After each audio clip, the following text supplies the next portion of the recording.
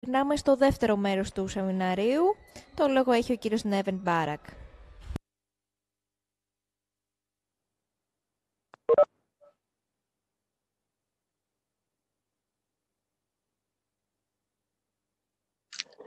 Neven, we can start. Thank you. Thank you very much. Welcome to afternoon part of our session, everyone. Hope the Greek weather is better than ours. It's cold when sun hides here. All right, we had the last talks. We finished with the protocols, downwind, and that was the picture. And if you have any further questions to this scenario here, you can do that later. Not a problem. But I wanted to go to some other examples where we can establish that there was no, I mean, we can talk about proper course. Well, what is a proper course? So there is a case, also this one, where we Sorry, Neven, your camera. Okay. Now, yes? Thank you. Good. So I hope you can see I'm sharing now this screen. Of course. Okay. So we have a downwind situation when we have a leeward coming behind and establishing an overlap in a position 2, you can see. And it's actually as we read rule 17, she is bound by not say above her proper course because she established the overlap from clear astern, obviously faster boat. But for some time then, as you can see from the diagram, the W is actually sailing the straight course to the mark. And we could say, well, that's her proper course. But in position 3, when they are parallel, and after that position, leeward is luffing to her proper course, which from position 3 would be to the mark, all right? So I think in this situation, W has a problem because she needs to keep clear. That's the first thing. And perhaps leeward is not breaking any rule because she is just sailing her proper course. What we can argue, and we will talk about next chapter, is about room to give the room at the mark. But that would be another story later. So yes, leeward is obliged to give room, but her proper course would be as it is now in the diagram, and that proper course should be respected by windward. So windward should respond to her luff and go up. Otherwise, she would have been at risk to breach in a breach of rule 11, windward not keeping clear. Well, you see that a leeward course is deferring. Now, leeward course in position 1 is going down, and then later on it's going up. So you can argue whether all this together was a proper course. Well, why not? But what I wanted to give as a message is that we talk about the proper course at the time of each of these positions. So it is not what was before, because the new circumstances could justify a certain proper course at that stage. So there is no memory in it. So the proper course is at position 3 such, and in position 4, that's another story. So at position 4, that's a proper course for L and proper course for W. There is a doubt or conflict between the two, then the leeward one would have been one to honor, and then windward has to keep clear. If windward is unhappy, her remedy is to protest, but has to keep clear. If she does not, she would break rule 11. If, let's say, in the hearing, we will establish that even leeward boat was sailing above proper course, she would have been as well then penalized for sailing above proper course. But that would not exonerate windward from breaching rule 11. Any questions to that? There's another interesting one. which is, well, we need to round the mark to the right, to leave it to the starboard, and then starboard boat just continues, does not turn, and that may upset port. But basically, starboard had not done anything wrong. It is just port starboard. Doesn't matter. She's not obliged to assume in this situation any proper course. There's no limitation when we have different tacks. There is a limitation when we have the same tack. That's why the rule 17 is there. So rule 15 is about either tack, starboard, right of way in general. The 16 as well. 17 addresses the overlap problem, right? So it is lured if it is right of way. And in this case, there is no breach on part of starboard tacker. Obviously, he would push poor tacker away more and then benefit from background and leaving more behind. So she will use her right as a starboard tacker. When we have another case here, we can argue from the last mark, as you can see here. Two boats are grounding the mark, and then windward thing is that next to the next mark, just straight up.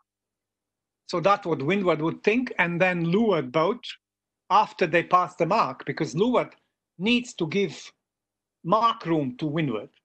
Presumably, there are some conditions before, but let's start from here. Mark room was given, but after there's no in position 2, there is no danger of mark being in a way or touching it or something, then 18 is off, but normal rule applies. So leeward decided to luff, and one may argue, well, that's above her proper course. And then the counter argument is, well, maybe not, because there is a strong tide, and she wishes to sail in the lesser less strong tide near the beach, and that would have been her proper course. And if she luffs, windward again needs to answer and keep clear. That's her obligation. If she fails, that's her problem. She will be then responsible for breach of that rule. But whether leeward will be responsible for breach of 17 is to see, because she can well justify going onto the shore with a lesser wind, with a lesser tide, and sail her proper. That would be proper course. So if we have those doubts, we would go with the leeward boat. Any question? Oh. One more. We have a finishing line ahead of us. There are two boats coming down the finish line, leeward and windward. So a windward, of course, thinks she can just go directly to this mark right here. But leeward, of course, she can go straight course to the finish line, and she is leeward right of way. And if that overlap is 17 overlap, like we discussed now, it's established by position clear astern, then this leeward boat has all rights to just luff and go to that finish line directly. So that would be her proper course, and her proper course would be obviously in conflict with the W's proper course, because W wants to go this way. So W needs to comply with that.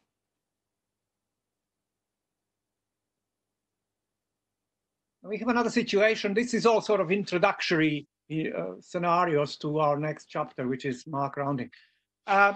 We have windward port starboard here, going down to the leeward mark, and they need to round it to port, to starboard. That's like in a gate, but not a gate, because if it is a gate, it's a different set of rules. So it is not a gate, so they go and need to go to round starboard. So what starboard can do? Starboard is right of way boat. Starboard is entitled to room, so port needs to keep clear of starboard and as well give mark room for her to round the mark. So what is the usual obligation for, as all we know, is that starboard cannot go further from the mark than if she needs to jibe, then what she needs to sail her proper course. So her proper course in this particular case might have been going even further down in order to make a little bit smoother rounding and then come closer on the exit. You see? So potentially in this situation, port could have broken a rule 10, because the starboard attacker has right to jibe at the moment to assume her proper course around the mark. So it could be a little bit, probably a little bit more to the left. But this is also one of the proper course idea scenarios where we are about when we need to take our proper course because we are forced to by rule. We'll discuss it later in 18.4 environment. Okay, this one we have already done. So I hope I addressed enough time proper course. Proper course is a thing that is very often inside the rule 18, and we will discuss it in a minute. But do you have any questions at the moment for this part? I have a question. Go ahead, Leo. I've written in the comment section, so I'll just read it. If two boats on the same tack, one clear astern and one clear ahead, the boat clear astern establishes an overlap to leeward and is not allowed to luff the boat correctly, the boat to windward correct. Yes? How long after the overlap will Rule 11 start to apply, if ever? Leo, do you refer to any of these diagrams or you go to some? In general, just a question. It could be on a downwind or a reach. So your question is until when? Establishing an overlap from behind. Yeah. And leeward. After how you're not allowed to luff the boat to windward, correct? Okay. This is upwind. Upwind, a reach, downwind, anything. Doesn't matter. If green establishes an overlap from behind. Yes. And they are now theoretically both on the close hole. Yes, okay. And they are going to the top mark. That would be probably proper course. Yes. So she, because of that nature of that overlap, is limited by that rule not to sail above her proper course. Her proper course would be close hold. This is very good question. Thank you very much, Leo. So we can then say, what means how long? She can sail and sail and sail and sail and sail, and they can pass even the ley line, right? Okay. So if they pass the ley line, if now the green luffs catch to wind, we would think this would not be sailing above proper course. Okay. But we would say, and there was an argument about it, where the proper course would be completely to tack. And there is divided opinions around.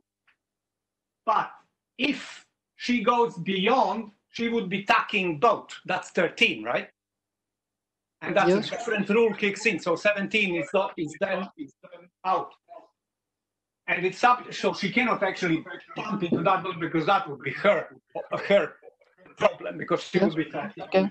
So if you are beyond line, there would be no sort of problem laughing about close hold until head to wind. Later on, some rules kick in. One is 13 and 11. Because in this sector is 13 for green, right? And here is rule 11 for red. But because of that luff, so all this here, all the sector here is 16 for green, okay? Yes. To answer your question, for how long you can be, we are still talking only about windward. Downwind is a bit different. I mean, similar principle. So if we go on the other hand, the same thing applies.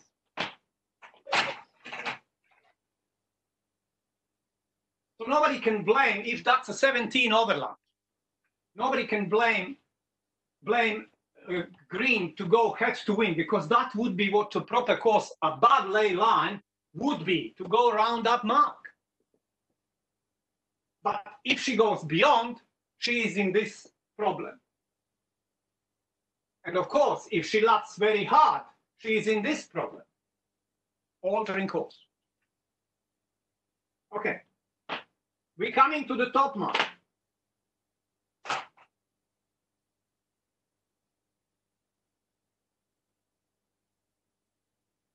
And this is still, and this, because if this happened and then this guy tucks, this guy also tucks, it's unlikely that there will be any more problem on 17, correct? Because this guy would probably accelerate and this guy will follow.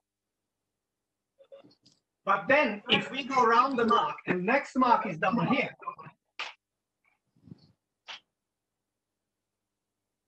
and then green establishes an overlap here. Actually, it is not green, because green goes right. And then red actually establishes an overlap like this by bearing down, because she wants to go down. All right? Then there is another 17. And who knows whether that 17 would last long, even above the ley line. Just forget, this is just not that short. And the ley line would be here.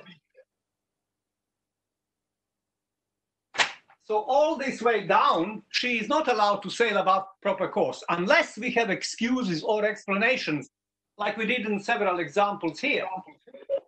And what counts in many things, sea state, crowd, obstructions, many stuff can play in on that leg. Usually this does not really happen, but anyway. So if this overlap was, that overlap would be probably broken or reestablished by either boat, doesn't matter. But if they sail below that ley line to the gate, then green has a problem. So to answer your question, until when? It is until she needs to jibe to assume proper course on the next ley line. And that's arbitrary, because this really depends, because if we have a strong wind, depends on the type of the boat, the diamond could be this way, right? On the strong wind. On the lesser wind, the diamond could have been something more wide, correct? So all this depends. So somewhere near in this sector, there is an obligation to this guy to jibe away. And then it's a psychological thing. This guy would push as far as possible, and this guy would try to persuade him to go as soon as possible to the ley line, because that would then change the relationship at the bottom up. But that's more tactical issue, all right? So in this conflict here, we have two rules that are important. One is 17, and the other one is windward, 11. So this guy has no excuse of breaking 11, so she cannot just force the green to go on what she believes it's a ley line. She needs to honor her proper course, what she believes it is, and protest and keep clear if she disagrees, all right? If we then go down around the mark, let's say this mark now here, how long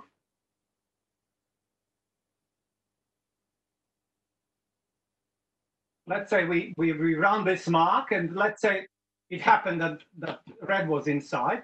So she goes around, and this overlap is in the meantime broken, and she assumes a proper course, right?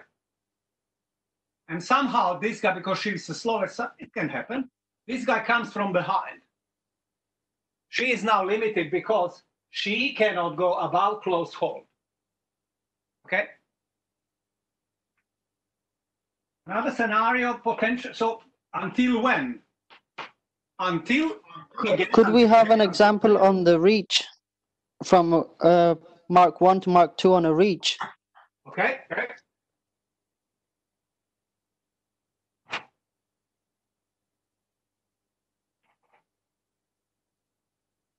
So what is the proper course on the reach? could be straight line, but it may not be straight line, right? Let's suppose one guy is sometimes people go around the mark and then they go high, correct? And then go down. That would happen in probably in different situations. It can. Then I think the green, if that was the overlap established because this guy wants to go sooner than this guy, right? So if this overlap is established, then again this course should be honored in case of problematic, whether this one is proper course or this one, because not necessarily it has to be straight. Most probably yes. Reach is reach. So this guy can laugh as long as this could be defined as a proper course. That would be the limit. And of course, if she goes far away, she needs to defend it later on, because if it is something extreme, it needs to be extreme circumstances as well to justify it. It needs to have some consistency to be so far away, okay? But if it is just a normal course, this is it. So even if this guy does crazy things, this guy has to keep clear. That's a downside of it. And then if we, let's say, come to this mark by the overlap broken, then again, reach. And then we come here, and then this guy makes an overlap, right? You see, you can imagine the line here.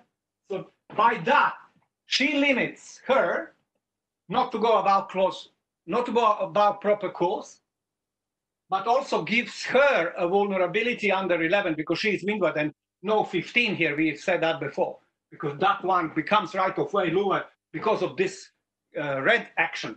So that's a limitation for her. So she is then obliged to go on her proper course. Whether that would be the straight line depends on the next mark. It could be just straight down somewhere else. But in our normal courses, it is actually downwind. So what she can, in absence of red, sail, she can sail here, or she can jibe and go here immediately. So those are two choices. So how high this course can be depends on what I said before. Probably wind strength or circumstances on the course, because it could be quite high, that course, if we go down and if it's a light wind, but it could be very straight if it is strong wind. Depends on the class. Which class you are coaching? Lasers or? Laser and optimist. Laser and optimist, yeah. So they have a little bit, not that hot angles downwind like would have been with the, okay, could be. You have hot angles, of course, with the less wind. All right, so, and then we come back into that, I'm now moving back into that situation I described before, if you remember. So what especially in the reach interests you more than this? Sorry? What on the reach especially interests you more than I said? No, it's okay. I was just asking, when the boat comes from behind, after how long can he luff the boat to leeward, to windward, and luff him up? After how long? Because as soon as he establishes an overlap from behind, he's not allowed to luff, correct? Straight away. He can luff maybe after how long, if ever? Exactly. Rule 15. So what, if I understand your question? So it is initially, the word initially is used in the rule book. Word initially says that she has to give her room to keep clear. Room what? To go away. There is no rule saying any minutes, seconds, or something. And usually people are asking about minutes and seconds. And there is no such an answer. It needs to be, her obligation starts when the overlap was established. If this overlap is established too close, that this boat cannot actually, without making immediate contact, sorry for using word immediate because that's used in the keep clear. I should scrap it up and say immediately will apply for this boat. But if this boat comes too close and this one cannot turn without making contact, then this one is already breaking 15, theoretically. What in practice happens is that people are coming close, but as soon as this guy goes up, this guy releases. So this is kind of we tolerate it, but some may argue that if this one comes too close, that this guy cannot move at all. Otherwise, it will be a contact. So red is respecting 14. This is honorable, and that's immediate breach of green. But usually, what happens is they come close, and messages go away, and this guy laughs, and this happens usually. They just diverge a little bit. So this is prudent from green, because green needs to create room for this guy. She needs to create that room. And that room, when created, shall be taken immediately. So that is how long. There's no seconds or minutes or something, because it depends on the conditions. But it is very soon. As soon as you are, as soon as this guy is aware there is an overlap here, she needs to take action. So what is in practice, what is in lasers, in optics happening? No, there was a situation in a race with one of my athletes on the downwind, and someone got an overlap from behind, and they touched, and there was a protest. Yeah. And was there any, what was the ruling? Was the protest there? No, we didn't. They didn't carry on with the protest. Yeah. So the logic is this one. If downwind, this guy comes onto leeward, he's initially responsible for the gap, and this guy is initially responsible for keeping clear. If he delays, that's not his problem. That's not green's problem. That's problem his. So green can come from behind and start laughing after a few seconds. If there is room. After this boat was given room to keep clear. Okay, thank you. How big that room is, it all depends in the definition, because it is room I understand. that is needed in prevailing conditions to react promptly. So if there is any time given to windward, it is in definition the word promptly. She needs to act promptly, but promptly she can act only if the room was given that she can act in Siemens-like way, not to just disappear. So she should not be forced into crash laugh that she broaches and loses control. Okay? So but that's very quick. In reality, that is very quick. And usually it is reluctancy on the windward boat that ends up probably in decision that windward was not keeping clear. So quite often, more often happens that red is at risk than this guy for rule 15. Okay? For not giving room. More often. Yes, thank you. It is a danger. It is a balance of the rules. Because we can't, first this guy was right of way, and this guy is keep clear boat. So he has to go away at the moment, at the beginning. So if he's faster, he's come close, and he's one that needs to provide room, because he become right of way as leeward boat. So that's that transition in the obligation. He becomes right of way before he was right of way. So he needs to be given that room for transition into new reality. One more thing about, you inspired me to talk about start. I might have done that before during the definition sequence, but I would emphasize it again. And I have some photos, some pictures there as well.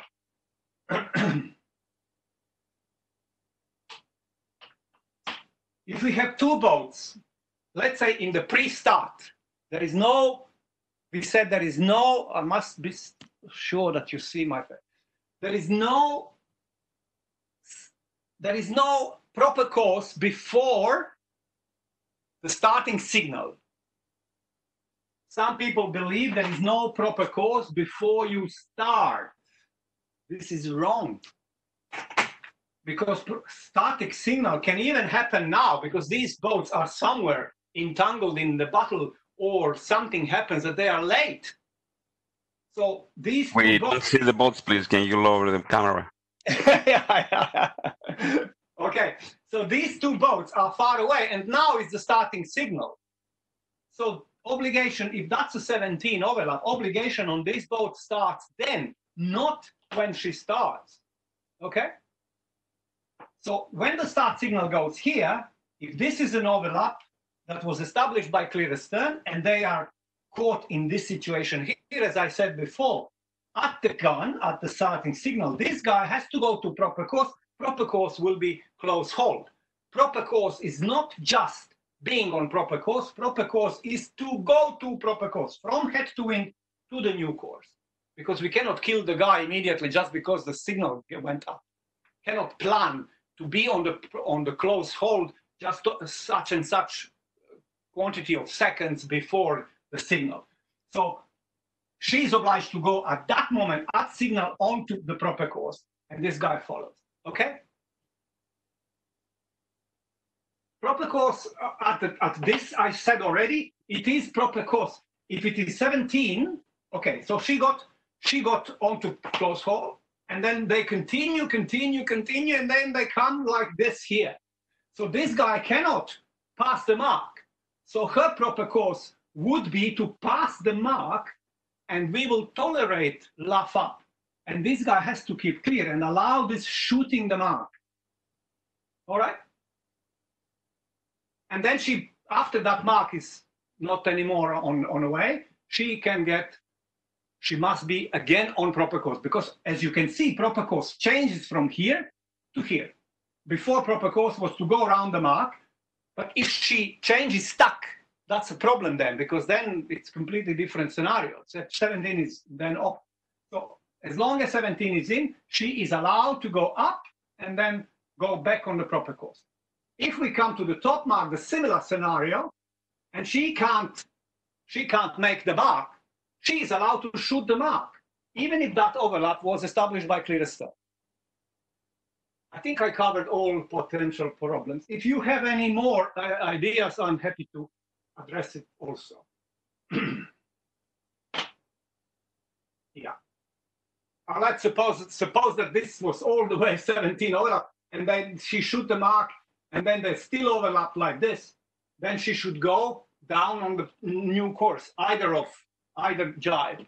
All right, so there is a still limitation on her, but this would rather not happen because at some point the overlap would be broken. So, happy, Leo? We have Yes, another question from Anastasia. Yeah. Is it in writing or? In writing. Yeah, let me check it.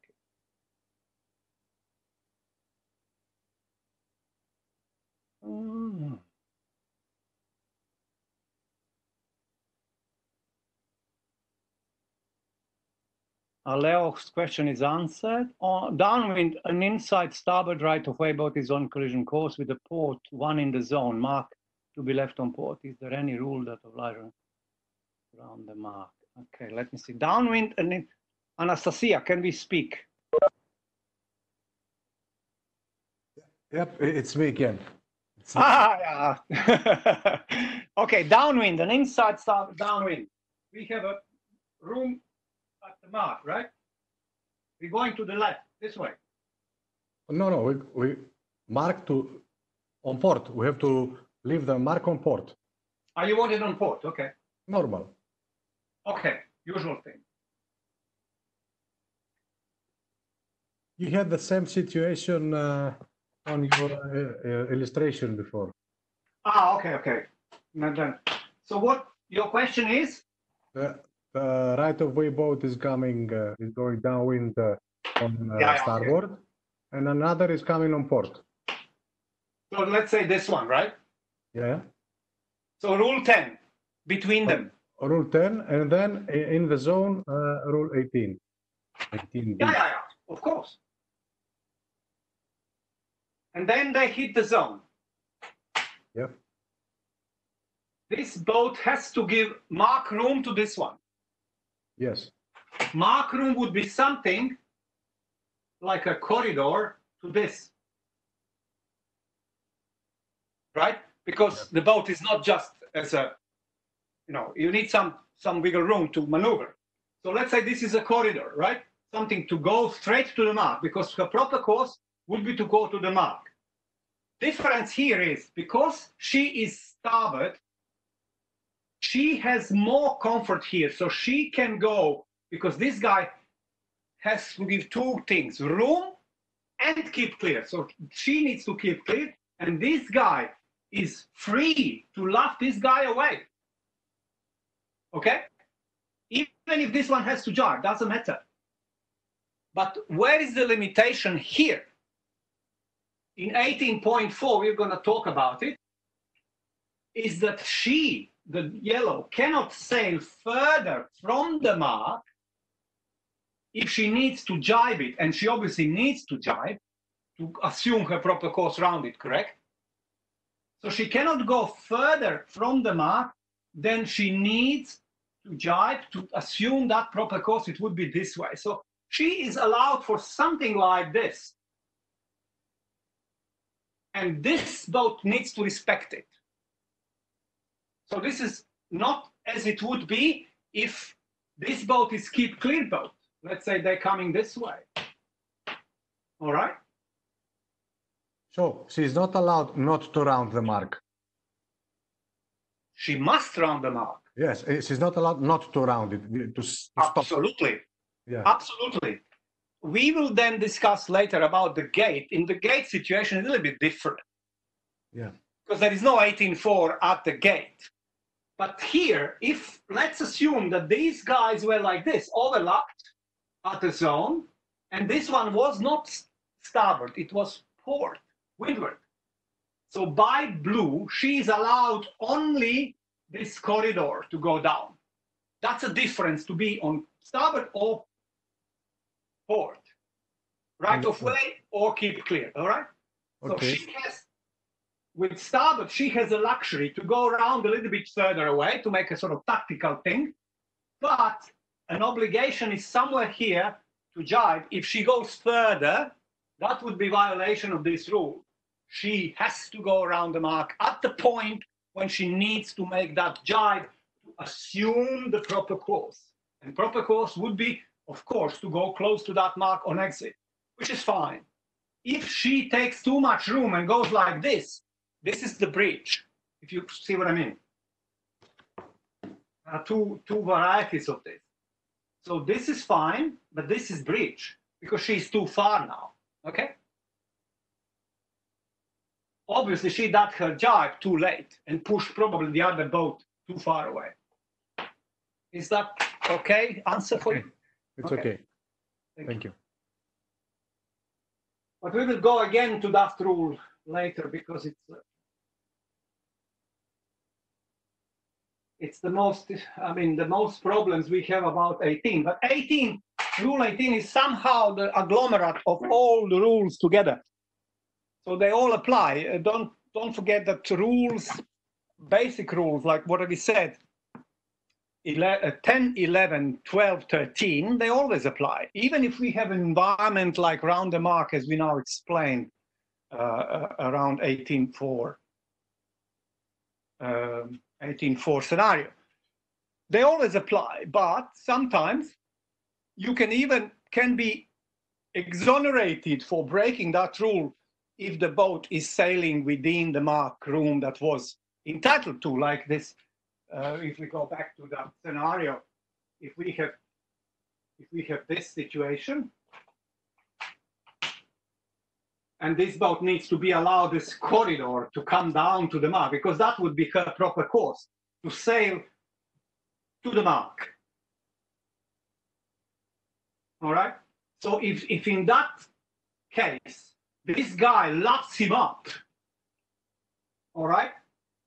And this guy refuses to respond and actually breaches the rule 11,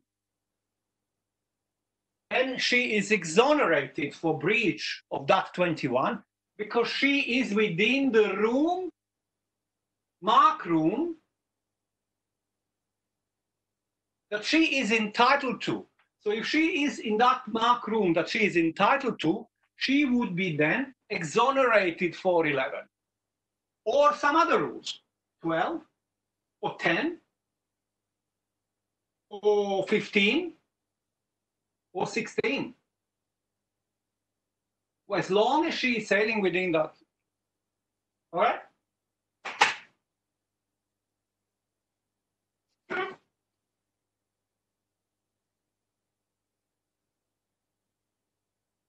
We have another question for Kionas Christos. Can we have you on? Yes, hi. Yeah, on the example you discussed with Leo, when a boat established leeward overlapped from behind, you are not allowed to luff to the windward boat higher than her proper course, except if you make 2 jibes. Yes, this is correct. Okay. And yeah, we can explain that now. That is the defense, we could say. It is a defense. If you are going double jab, but oh, it's not a good marker, huh? It's very dirty. If we have this scenario where we have limitation on yellow, yellow can get rid of her obligation in a way if she manages to make a jibe and back. While that they are overlap. So that overlap would be then taken as established by jibing, by changing tack, not by from position clear stern, clear head, because it was not, right? Because they were already parallel. I have a note here. When you guys believe that jibe is complete? When? When jibe is complete? The sail must be released, I think.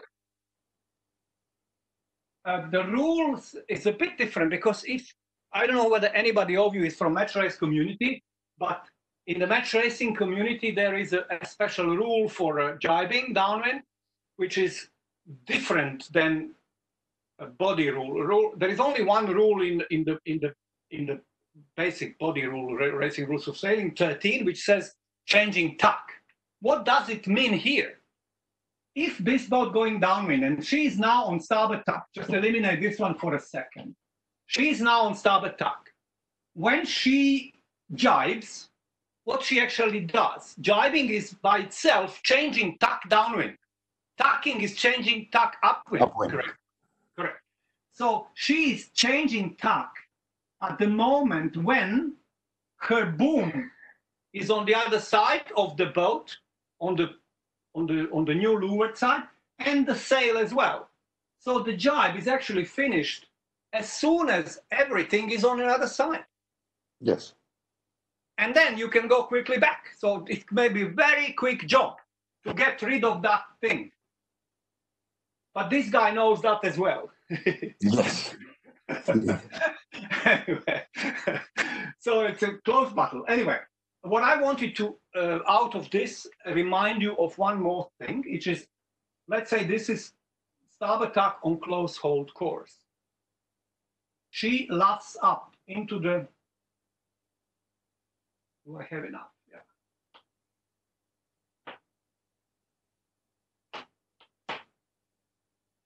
And she luffs into the head to wind from position 1 to position 2. Do you see well? Okay. And then at position 3, she goes beyond head to wind. We will now make a break, but let me just finish this story. So then she goes beyond head to wind for a little bit. 1 degree. Which deck she's on? She's not. She's still starboard. No, she's on. She's tacking. As soon as she is beyond head to wind, she's on starboard in position 1, in position 2 as well, because she's head to wind. But as soon as she passes head to wind, she changes tack. She's on port now. Starboard, starboard, port. That's per definition. what is the problem here? She is in this sector until she is on the new close hold. I don't have number 4. Or maybe I have, I don't know. Yeah, 4. She would be on the close hold here. And she would not be keep clear boat anymore. She would be on port, on close hold. But in this sector, between this head to wind until close hold here, she is keep clear boat. Of course, she would be keep clear boat if some starboard tacker coming in. But she would be right of way boat if that one is to windward of her, right? So it doesn't really matter. She gets rights back from sector while she was changing tack when she got to the close hold course. So it is not that you need to wait this sector to become on port. You already port. So the similar thing is the other way around. If we're changing from port to starboard. So yes, you are on starboard. You may say you are right of way, yes, but you are still tacking. So if on the other hand, you go on the other side, this boat goes.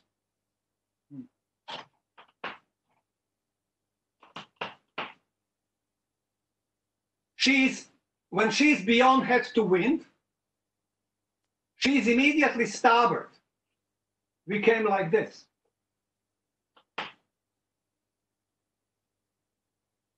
Port, and then starboard. So yes, she is starboard, but she's still 13 subject because she needs to complete The tack. the tack to become fully right of way boat. Okay? Okay. And now, if we include 2 boats that are tacking, and if we close them together, this one would be right of way between them, because then we would eliminate 11, 12 in this scenario, and eliminate 10 as well.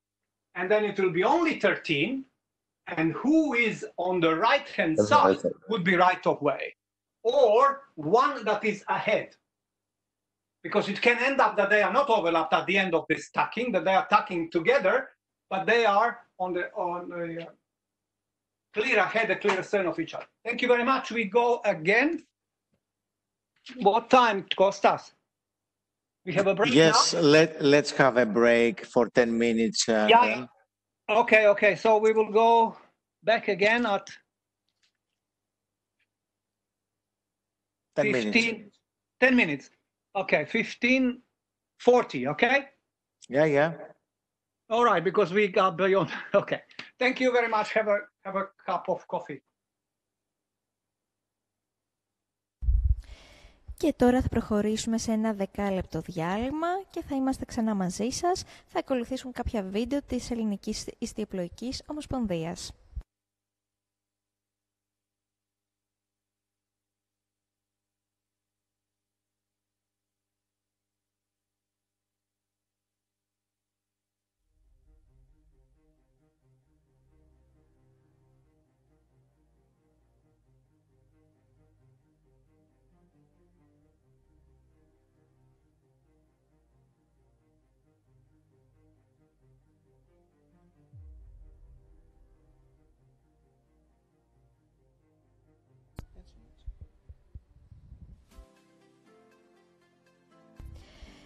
Σε αυτό το βίντεο θα δούμε τις κατηγορίες Ολυμπιακών σκαφών και ανάπτυξης. Αξίζει να τις θυμηθούμε. Πραγματικά εντυπωσιακά πλάνα, όπου το 90 περίπου της 100 προέρχεται από πλάνα που τραβήχτηκαν στο Athens International Sailing Week, το οποίο να υπενθυμίσουμε ότι πραγματοποιείται σε εγκαταστάσεις Ομοσπονδίας, πιο συγκεκριμένα στο ιστιοπλοϊκό κέντρο Athens International Sailing Center. Πάμε να απολαύσουμε το βίντεο.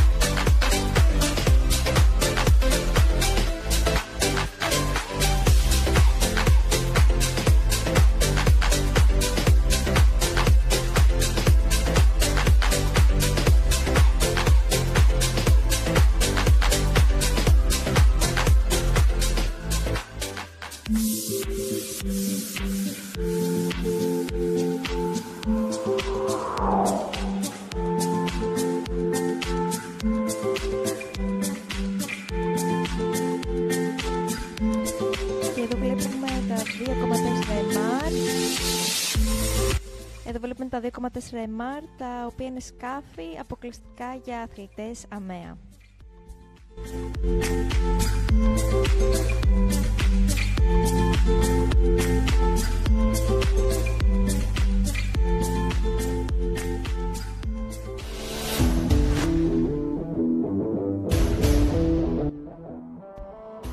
Και τώρα θα δούμε τις Ολυμπιακές κατηγορίες.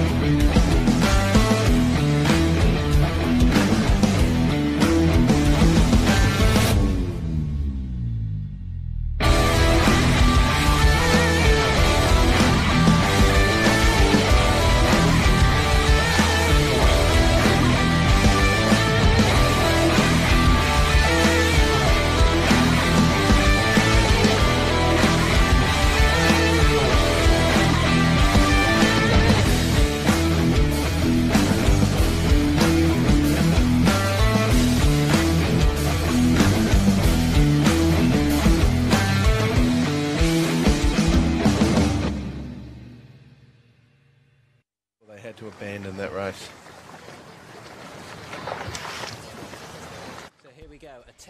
Και θα συνεχίσουμε με πλάνα από το Παγκόσμιο Πρωτάθλημα στο Άρχους το 2018 και από την κλάση Laser Standard. Πάμε να τα δούμε. And Sam Meach, sail number New Zealand 214435 is our overall leader. He's the man to look out for. And he's sitting somewhere in the middle of that line right now. So was a U flag? It looked quite clear to me. It looked like a clean start. We'll confirm in a moment. But we've got a Briton and a German and the Italian closest to us. Making inroads into the fleet. Marco Gallo of Italy, but what a mess there. Right, we'll see him jump up quite a few places, as we're going to see the overall leader Sam Meach and Luke Elliott drop plenty of places as well, because they're having a disastrous race at the moment. But this is our second place German, Philipp Bull. Again, he's got a comfortable advantage over Matt Wern at the moment as things stand. You can see the German coming up to the mark and the distance back to third place. Yeah, so Matt was on the outside, but he came back and jibed right on the inside. So I'm pretty sure that he will keep the lead and round in third. It was a bit of a cat and mouse game between them, and Charlie had the inside advantage, but Matt will.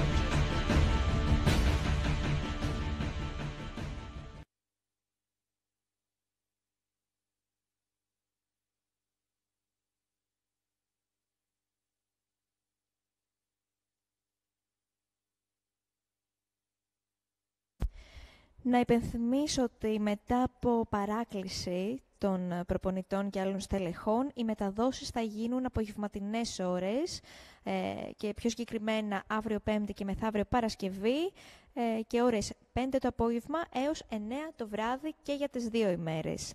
Και τώρα πάμε να περάσουμε στο σεμινάριο.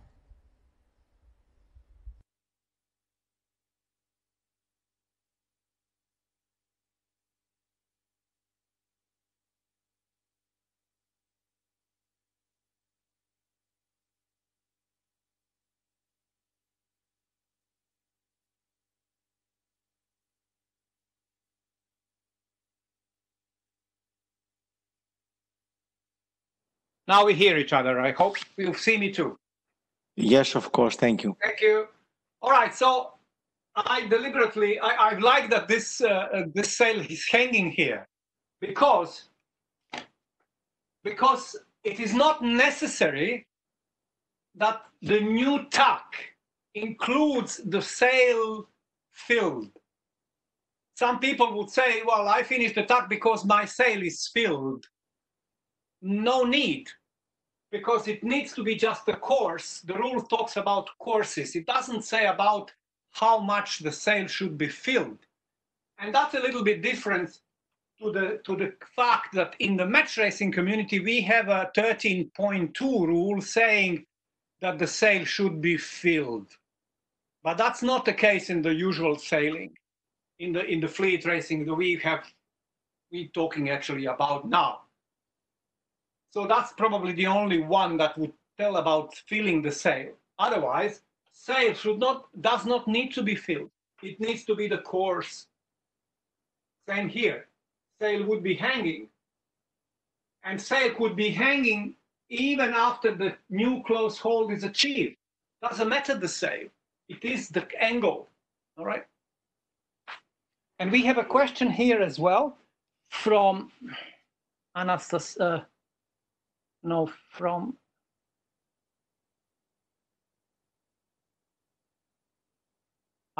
okay, we will go there.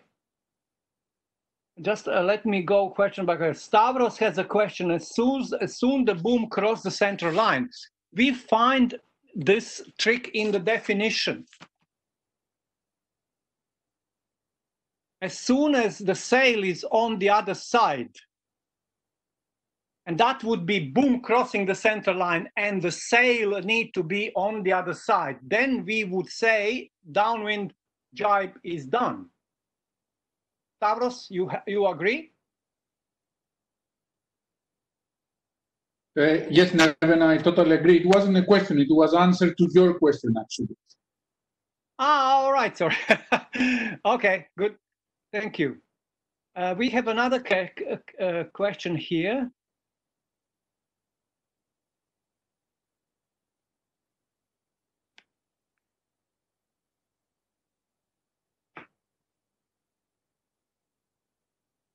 In your 7th warm-up question, is there an issue of proper course there that exonerate boat B? So we can talk about it later, Alexandros. Thanks for that. After passing head to wind and before get close hold, a boat decides to return on her previous tack. Is she obliged to go closer? No, she can do whatever she wants in this sector. So the question is she obliged? Let's say she goes this way, and then she decides to come back. That's all fine. She can stay in this sector as long as she wants. Doesn't matter. It's a speed control, but the rights are none because she needs to keep clearing that sector because she's still taking yacht. She's taking yacht here, and if she does not complete, she goes back again and then she's still taking your, until she is on one of the close hold courses, she is keep clear boat. That would be the answer. If you happy. Papa Georgiou. Yeah. That was your question. Yeah, that was my question. Yeah. Is if let's say after head to wind, I go to the I'm attacking boat, and I decide to go back. I was on port, and then to change on starboard, but not change on starboard and go port again. Do I have laughing rights on under 11 to the other boat? Actually, no, get close call. No, because while you are subject to 13, this rule does not apply. So I'm subject to 13 as soon as my bow crosses the head to wind zone. Yeah. Okay. And when you finish on one tack here or there. Yes, because it's a situation that we usually find in match racing. So as the boat stays, let's say, head to wind after a dial-up, and then sometimes the bow turns on the start tacking, let's say. But with the tiller, you make it again. So you need to go close haul again. If you want to gain your rights, yes. Yes. Because while you are under tacking mode, you are keep clear boat. And you cannot apply neither of these rules, neither 10, 11, or 12. The rule itself says that. See, 13, while tacking, after boat passes head to wind, she shall keep clear of other boats until she is on a close hold course. Doesn't say which one. You can hover here for eternity until you make up your mind and go this way or that way, but you will be in the sector when you will have no rights. I mean, you would need to keep clear of others. If you are by your own self, doesn't matter. But if someone else is nearby, then you are vulnerable because you will be a keep clear boat. So if you are on someone else's course and someone else needs to change that course because you are tacking, then it's a problem for that boat that is tacking. All right, it needs to keep clear. And when you go further down during that time, so in time of this sector, tacking sector, you can say, right? So this is something like 45, right? More or less. Some boats are at 33 angle, right, to the close hold. Those are very extra machines. But so this is roughly so. So in this sector of 90 degrees, those rules would not work. So there is no windward, leeward, or clear ahead, clear astern. It just says rules 10, 11, and 12 do not apply. Do I share this with you? I hope no.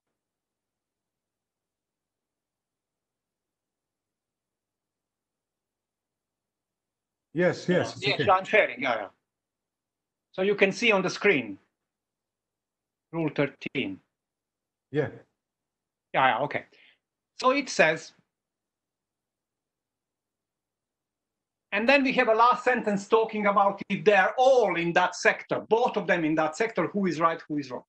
And the one that is on the right-hand side is one to make it more clear, just and we finish with this. Imagine we are both in starboard, windward, leeward, one boat length, starboard tack, both, and one boat length between us. Starboard or port, doesn't matter. You want starboard? Okay. Yeah. And then I'm the leeward boat. I decide to luff head to wind. You respond, okay, and I pass head to wind for a while. You respond, the red boat is responding, and then I return to slightly, but not close hole. And then, do I have laughing rights to you? No. Okay, clear. No, because you are in the sector I explained before. Okay. So you laughed, he responded, right? And then you go beyond. Correct? And then you go back. And then you hear. And then you're asking whether you can laugh. Well, you can, but there are consequences to that. So, but you know, in this scenario here, I'm a match racing umpire. So I could argue that in this scenario here, neither of the boats would be really certain what the umpires think behind. Because such a slight change, of course, needs to be well established and asserted that the relationship changed. So probably in this situation here, until the umpires are certain that this boat has changed course, this boat, it's prudent for the windward to think still has laughing rights. You see what I mean? Yeah. But technically speaking, fully is that this guy loses her rights if she hangs here in the zone after she passed head to wind. And yes, she can alter course towards the red, but if something happens here, would be not keeping clear of this guy. Okay, understood. Provided this guy also knows that, what she knows, and what umpires know. Because it's very tricky, right? Yeah, understood. Yeah, yeah. So I think this guy, if there is enough room here, would stay here as long as she could, because she wants to slow down this boat as much as possible, and then carry on doing something else. Maybe if she has a penalty, and it's all sorts of scenarios can go up. So thank you for this question. Is there any other? Yeah, we have one more to answer.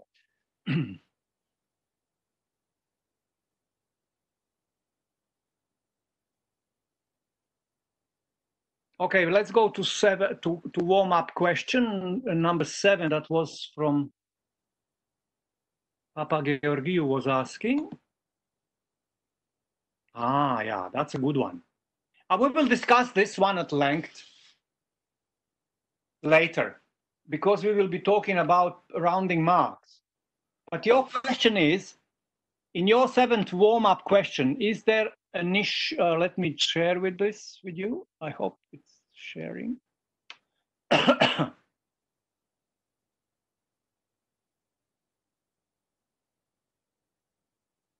You can see it now, right? My question was, which rule B broke?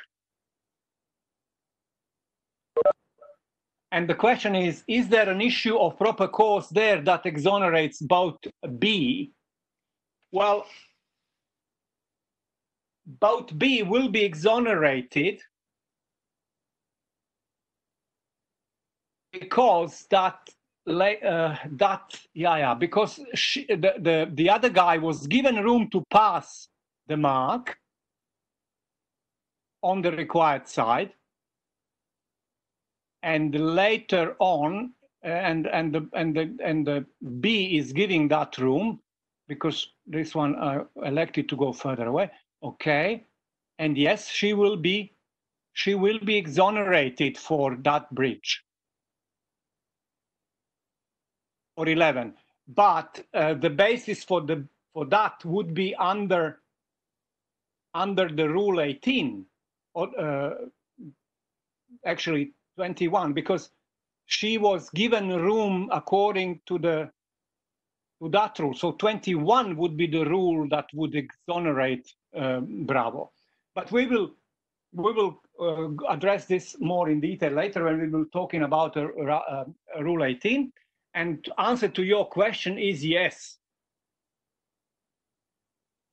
for rule 18, not for proper course though. Next.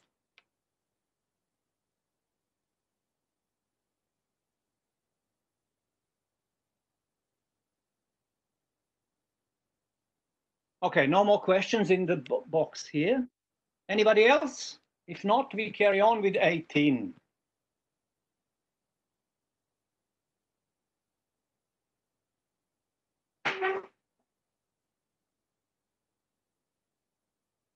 Okay, rule 18, it's of course always a lot of controversy, as I said, and every rule book brings some novelties with the rule 18. So obviously we have a difficulty with that rule, but it works as it works, and we should apply the way it is. Sometimes give some gray zones, and they usually are then resolved in the next book when the examples come along, and that's how we. It's very exciting, actually, that rule book doesn't have any author. It is just built up by all of us, because we exchange our views and we put it into the submissions, and then we discuss it and then we make it rule. So for hundreds of years, this rule book is actually coming up without being any copyright on it. So it is a common property. It's fantastic. So 18. Well, basically, we all know outside gives room to the inside, right? That's what 18.2a would say. But when boats are overlapped, the outside boat shall give the inside boat mark room. Mark room we've discussed already, but it's worth repeating. Mark room has two parts, which is mark room to sail proper course to that mark, if proper course is to sail close to it, and then room to round the mark on the right-hand side, right side, that this required side by the sailing instruction, to sail the course that is next. Next course is whatever would be. It would be close hold course, or would be reach, or would be downwind. Who knows which way we go, because it depends on the sailing instruction. So that's important bit. Mark room needs to side the boat to the inside boat. And then we have B saying, if boats are overlapped, when the first of them reaches the zone, the outside boat at that moment shall thereafter give the inside boat mark room. Because that excuse here, 18.2, if 18.2b applies, then 18.2a does not apply. So it means that when we're talking about hitting the zone, either clear or overlapped, 18.2b applies, not 18.2a. There are circumstances when 18.2a would apply, and we will have some examples, and I will tell you where, from my point, but it could come up with some other examples as well. 18.2a can be reapplied inside the certain scenarios when the boats are not coming overlap, like not on the same tack, for example, and the overlap is created inside the zone and so on. Okay, if the boat is clear ahead, when she reaches the zone, the boat clear astern, at that moment shall thereafter give her mark. Very easy, hunky-dory, everybody happy with that. So even if the overlap later is broken, the mark room needs to be given anyway. She shall to continue to do so. She shall to continue to give mark room even if the overlap is broken.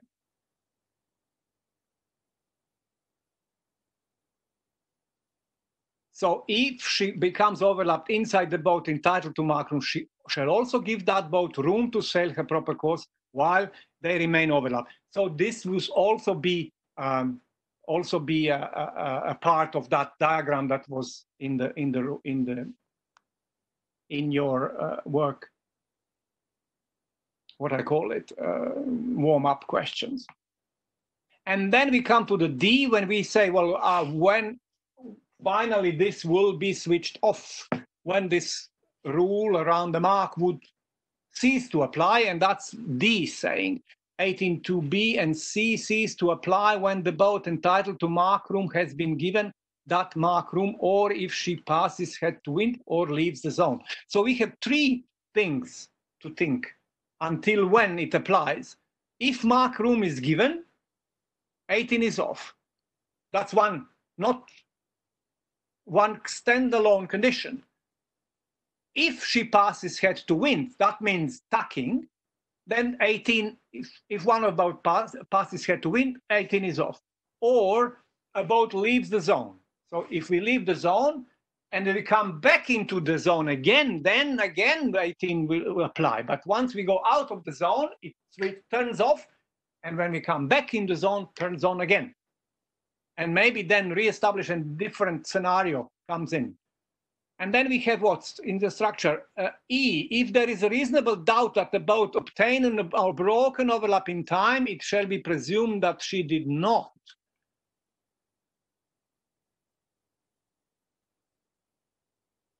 And then we have an interesting one. I don't know whether you ever experienced it, but that F was in the rule book for many years, all the time. So the outside boat needs to be able to give room. If the overlap was established in such a way that was absolutely impossible for the outside boat to give that room, then room cannot be given.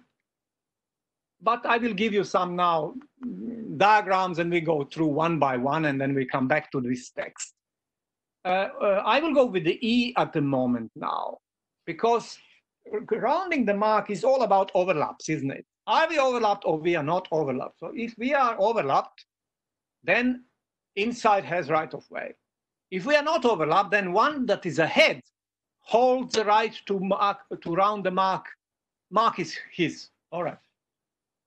So what is actually ECHO saying? ECHO is saying if we have, and I always emphasize that this rule is not for judges.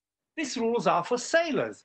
So if the sailors have doubt whether overlap was established in time or not, they need to think what their chances are, and then whether hunt or not the rights or wrong. So let's say this is the mark. So let me reorganize the board.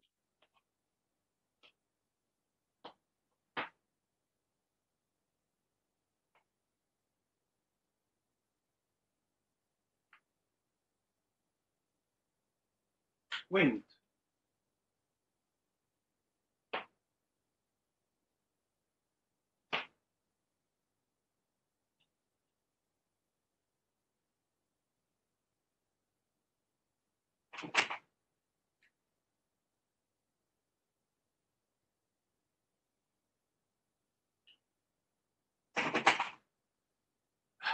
All right. So what would green say? Well, there was no overlap when we hit the zone. And what would red want to say? Oh yeah, we were overlapped. So how we can decide among those two things? If we're not certain, then we go with the E. And even those guys at this moment here, when they are on the water, they need to establish, was that overlap doubtful or not? So if the overlap was before, and then it's doubtful whether it was broken when this guy hit the zone, the rule says if there is a doubt, then we say no, overlap was never broken. Or if we were clear before and then at the zone, red claims there was an overlap. So if we cannot establish that fact, then we go to the back to the last point of certainties. That's our sort of system in that rule. So if we cannot clearly establish without doubt that the overlap was first broken before getting into the zone or established before getting to the zone, we assume not. Is this clear? I hope it is. If you have questions, come back again. So when you're sailing, when you are in this situation, you need to address it at that moment. Is this doubtful whether did I or not establish in time? Then if we had overlap clear before, probably not. So I better not force my way. If Adriana wants to talk about 21. Yeah, Adriana, why not? What is your question? Go ahead. Can you kick in?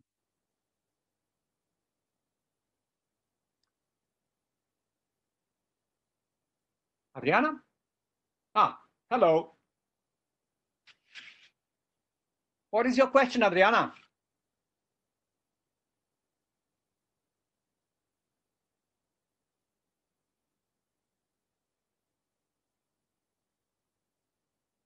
Probably she's asking about 21 questions for the warm-up exercises. Yeah, okay. But I can't hear her. If it is 21. Yeah. So what do you think, Adriana?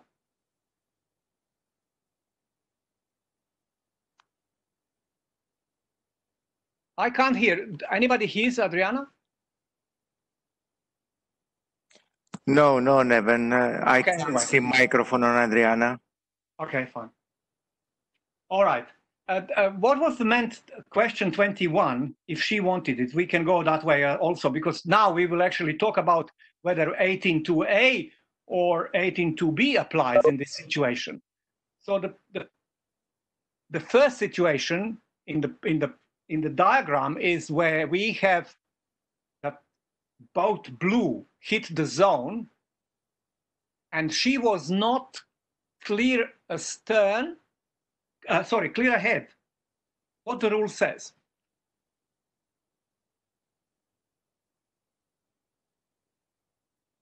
If the boats are overlapped when the first of them, if a boat is clear ahead, all right?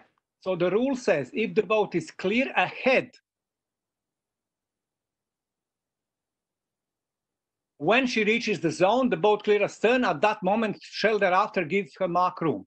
In that situation here, we have a boat blue that was clear astern, not clear ahead when she hit the zone, and we have yellow fully outside the zone. So we cannot apply 18.2b. We can apply potentially 18.2a later in the position 2, because then they become position 3, because they are now overlapped here, right? In position 2, they are overlapped. That means this is a clear difference between 18.2b and 18.2a, if you know what I mean.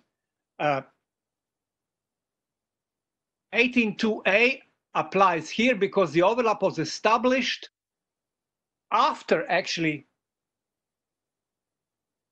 this blue hit the zone as clear astern, but not clear ahead boat. That was the reason. What is the difference?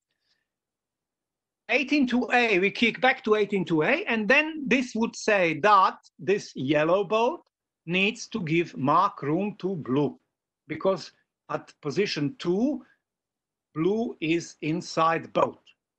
Yes, blue is port, correct? And yellow is starboard, right of way. But still, port will be now exonerated if any breach is here, because she is sailing within the mark room that she is entitled to. And in position 3, she's going around the mark, and yellow's following. And in position 4, yellow bumps into the blue. So the rule that blue broke, I can't see any. But which rule broke yellow?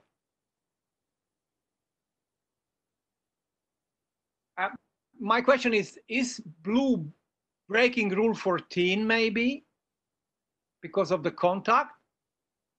What she could have reasonably do if something comes from behind to clear? Probably nothing. I wouldn't say so. And yellow actually breaks all the rules.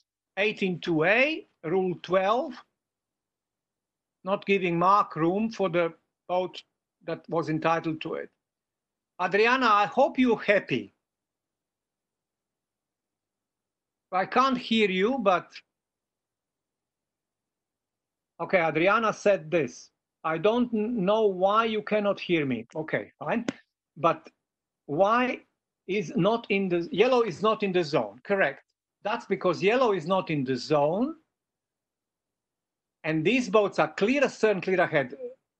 Blue is clear astern of of yellow if you can go with the line behind yellow's stern.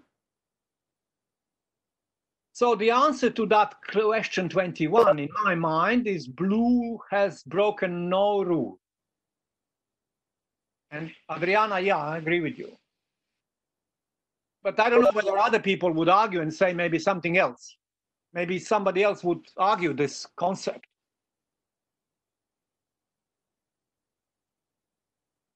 You can say that blue broke rule 14 and is exonerated because of the rule 14 itself, because she was right of way boat and there is no damage or injury. But if there is serious damage or injury, then she might be liable for, I mean, she would have been asked some questions. But in this situation, I don't think it was reasonably possible for blue to avoid that contact. So the 14 would be on yellow. So yellow would be then 14, yellow would be 18 to A, and yellow would be 12. So 3 rules. Okay. But I asked different question. I was asking whether blue was, and probably none. For me, none. Thank you very much. Yeah, that was good intervention, Adriana. Thank you. We cleared up difference now between 18 to A and 18 to B. So we go back to that E now. We finished with E. So we need to clear up that situation to know where we are. Okay, here. So if there is reasonable doubt that the boat obtained or broken overlap in time, it shall be presumed that she did not. Okay, so even in that situation we just addressed now, that would be similar. Okay, next I will try now to go with some of the scenarios, and I will show you on the screen. Let me just get rid of stuff that I don't want at the moment.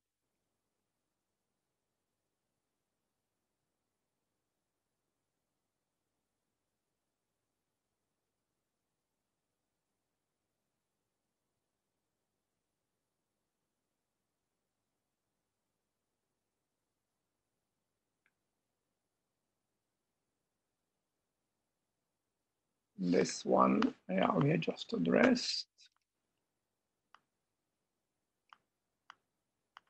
Since we are talking about 18 to A, we can carry on with that. And let me see.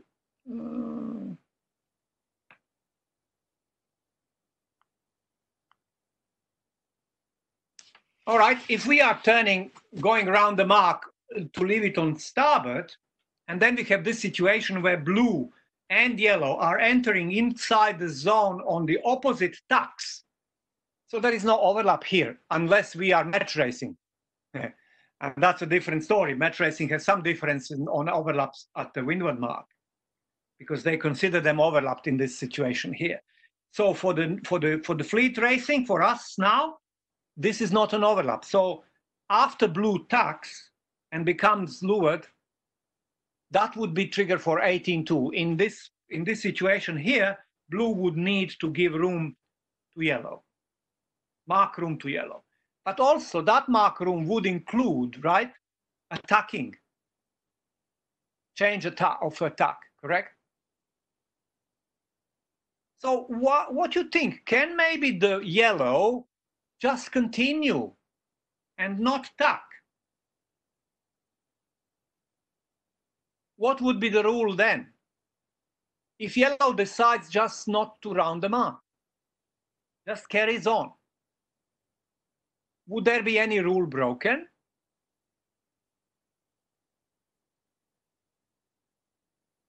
Well, in team racing, they might do it, right? Anyway, there is no rule broken, provided that yellow is keeping clear. If she is under other rules, 11. If she keeps clear, the gap is between these two boats are fine, she can carry on. But she has to respond to a luff of blue as well. So they may end up heads to wind, but there is no rule saying that she needs to go around the mark, that she needs to tack. And there is no limitation on proper course neither. She is a windward boat. So in this case, she can carry on.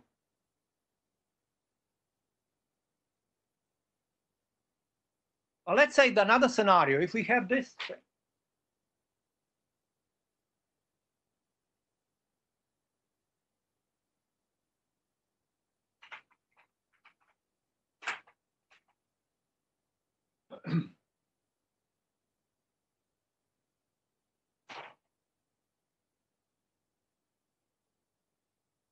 So these guys hit the zone.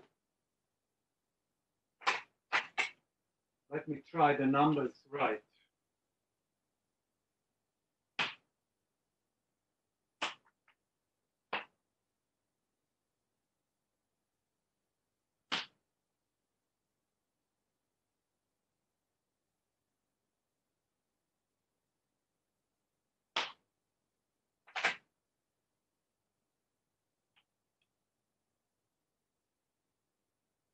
You see what I mean? They are clear. They're clear at the zone. They're clear inside the zone. And just what chances the red has. If the red comes head to wind, she's still ahead right of way. She can only slow down. But can she do that in front of the other boat? Probably not, because she would be tacking boat. So technically, this boat can push her away from the mark. And that is all legitimate, not a problem here. So there is no obligation that she needs to give her this, the front boat, this mark rounding sort of something. If she continues this way, they're close enough that she cannot actually jibe, tack and go around the mark. That's legitimate tactics. So there is no obligation on this one. Different thing is if they are overlapped, correct?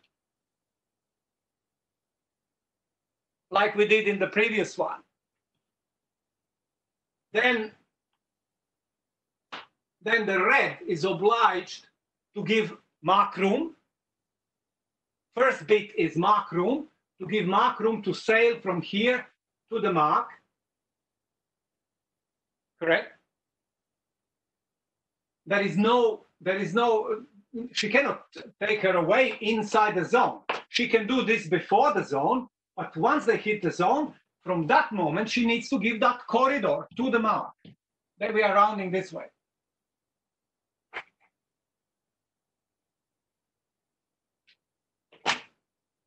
And then when they are here, she is obliged to give what? The second part. The room, mark room, for this boat to sail the course. And also including the tack. She needs to provide that room for the tack as well. That's what the rule explicitly says. And that's fine. But mind you, I'm asking you again, if she doesn't want to tack, what then? Nothing. She can carry on. But she is at risk if this one laughs. Then, after mark room is given, then she might be too close and not keeping clear. But if the distance is fine, she can carry on. Any questions?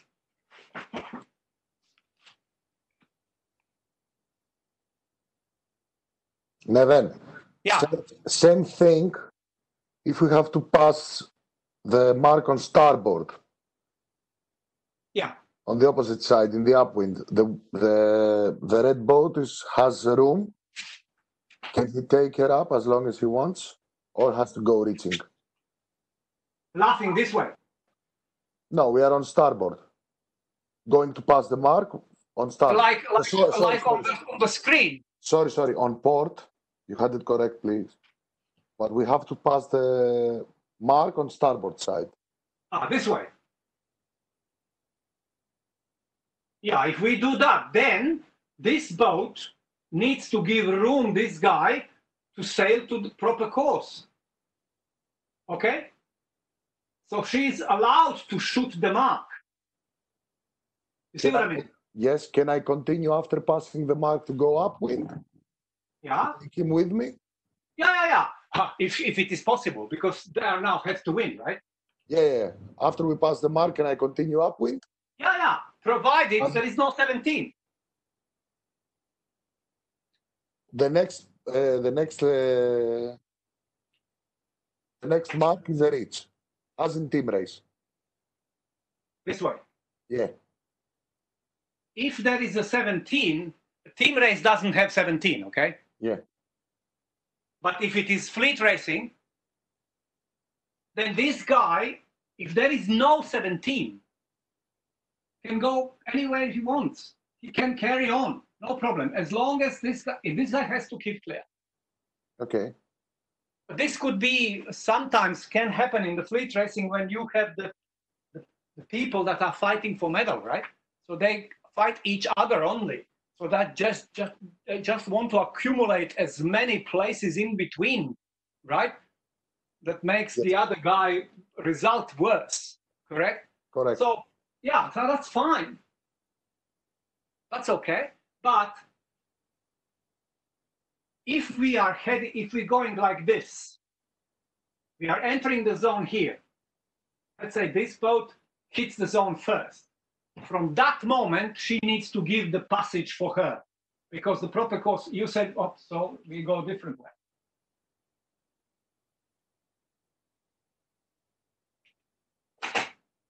From that moment, she needs to give this boat room.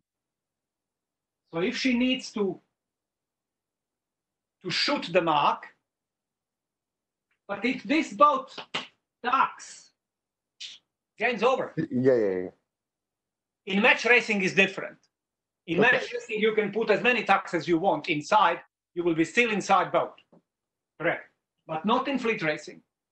So in match race scenario, this guy would be, even if this guy needs to tack once or twice to round the mark, he should be allowed to do that, but not in the fleet racing. So in the fleet racing, she is allowed to sail her proper course. If she can't make the mark really, she is allowed to do a shoot the mark. This guy has to provide that room, keep clear, and she can by inertia go through.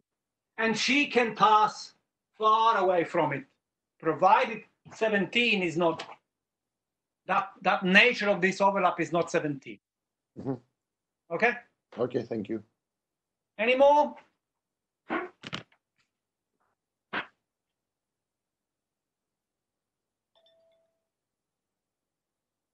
What is it? I have alarm now, Kostas. Yes, we can go to a break, please. Break again. Okay, thank you. You're welcome. Yeah, thanks.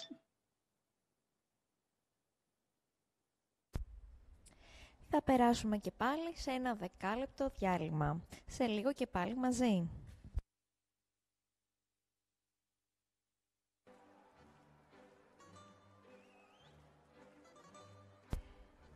Θα παρακολουθήσουμε ένα βίντεο με την Ολυμπιακή μας ομάδα.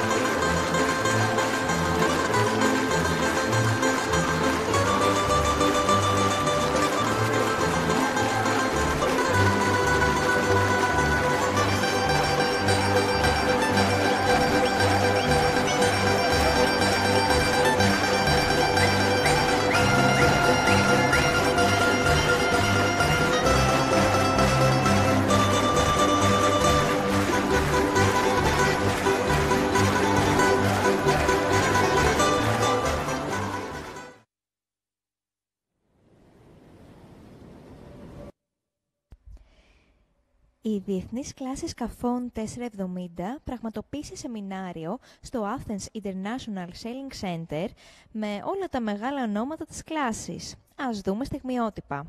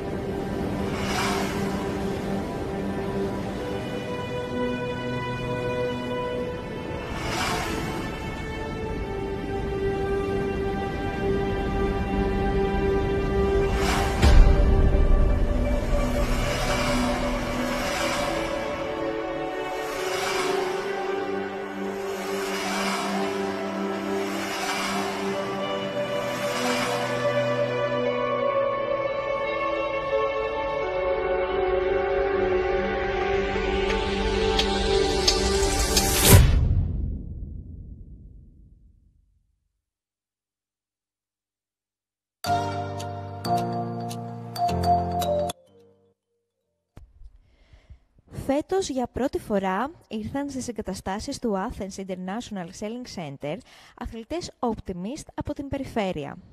Πραγματοποιήθηκαν συνολικά 3 κάμπ της προεθνικής Optimist με παιδιά από όλη την Ελλάδα. Να δούμε το βίντεο και να ακούσουμε να μας μιλάνε και τα παιδιά των Optimist.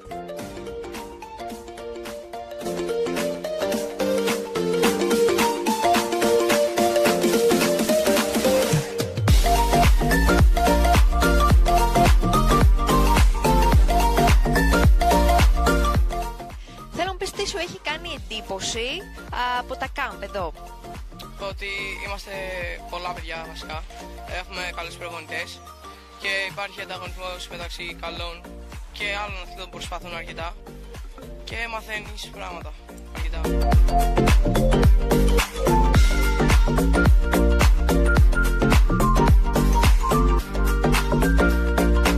Θέλω να μου πεις αυτά που μάθατε στο κάμπ και στα προηγούμενα κάμπ. Έχεις πάει να τα μεταδώσεις και να τα μάθεις και πίσω στους συναθλητές σου στην Αίγινα? Ναι, τους τα έχω μάθει και επίσης τους έχω πει ιδιαίτερα για τις ασκήσεις που έχουμε μάθει εδώ στο κάμπ.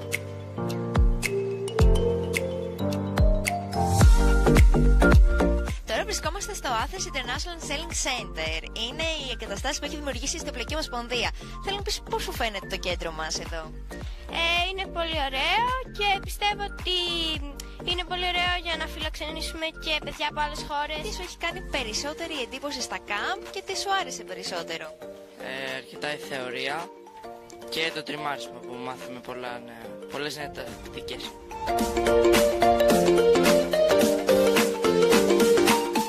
Θέλω να μου πεις και στο κάμπ τι είναι αυτό που σου αρέσει πιο πολλά? Είναι το τρίτο πλέον. Τι είναι αυτό έτσι που σου έχει κάνει εντύπωση, που σου αρέσει? Μου έχει κάνει εντύπωση το πρόγραμμα όταν το είδα, ήταν πολύ οργανωμένο και μου άρεσε έτσι όπως θα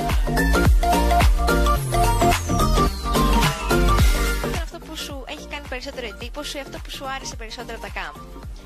Μ' άρεσε πάρα πολύ η συνεργασία των προπονητών και επίσης μ' άρεσε πως ήταν η προπόνηση μέσα και με άλλα παιδιά και ότι εγώ έμαθα πολλά πράγματα. Κάτι καλύτερο.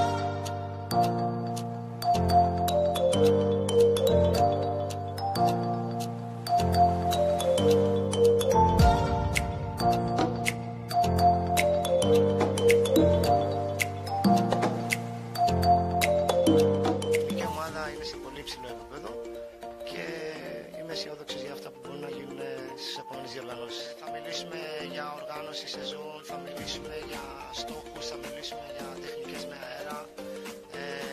Θα κάνουμε διάφορες ασκήσεις κίνησης, κάποιες φυσικής κατάστασης και γενικότερα ένα τρίμερο το οποίο ήταν ο σκοπός με όλους τους προπονητές που συμμετέχουν σε αυτό το πρόγραμμα, ο κάθε ένας να παρουσιάσει ένα διαφορετικό αντικείμενο ώστε τα παιδιά να μην είναι παρετά για τα παιδιά και να μπορέσει να εξελιχθούν μέσα σε αυτή τη διαδικασία. Θέλω να μου πείτε και για ποιους λόγους πιστεύετε ότι είναι χρήσιμα τέτοιου είδους κάμπ για τους αθλητές μας? Το κάμπ της προεθνικής είναι η πρώτη φορά που διοργανώνονται και θεωρώ ότι είναι μια εξαιρετική ιδέα, διότι δίνει τη δυνατότητα στους αρχικά top αθλητές μας να προπονηθούν όλοι μαζί, να γνωρίσει ο ένας τον άλλο, οπότε σε κάποια πιθανή συνύπαρξή τους σε ένα ευρωπαϊκό ή παγκόσμιο θα είναι όλα τα πράγματα πολύ πιο ομαλά.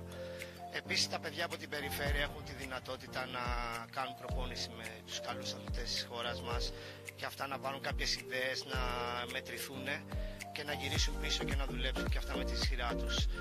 Ένα άλλο επίσης σημαντικό πράγμα είναι ότι με αυτές τις προπονήσεις τα παιδιά έρχονται πιο κοντά στην ελληνική Ιστιοπλοϊκή Ομοσπονδία, μπορούν να γνωρίσουν τους ανθρώπους και την νοοτροπία της προεθνικής και της εθνικής ομάδας. Ως τελευταίο θα ήθελα να πω ότι επειδή σε αυτή την προσπάθεια συνεργάζονται οι κορυφαίοι προπονητές, Έλληνες προπονητές του Optimist, τα παιδιά αποκτούν μια οικειότητα με αυτούς τους ανθρώπους, τα οποία μπορούν να τους συναντήσουν σαν προπονητές σε ένα ευρωπαϊκό ή παγκόσμιο.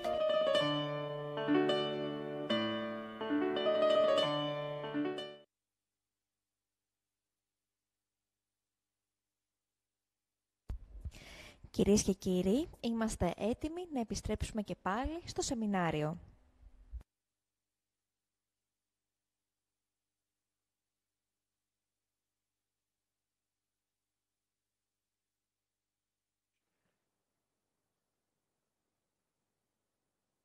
So where we've been last time. Okay, so I answered those questions.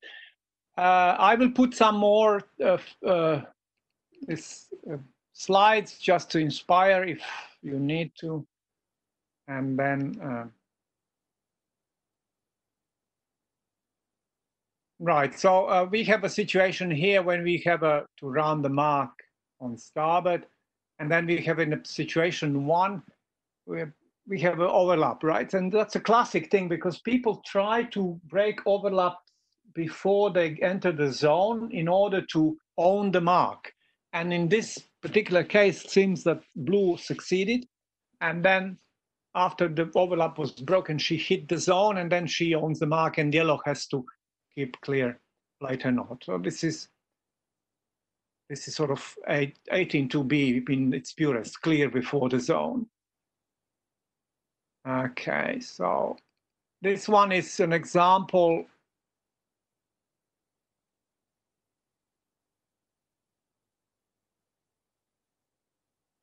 This one is an example where a boat that is to leeward, like I said before, cannot really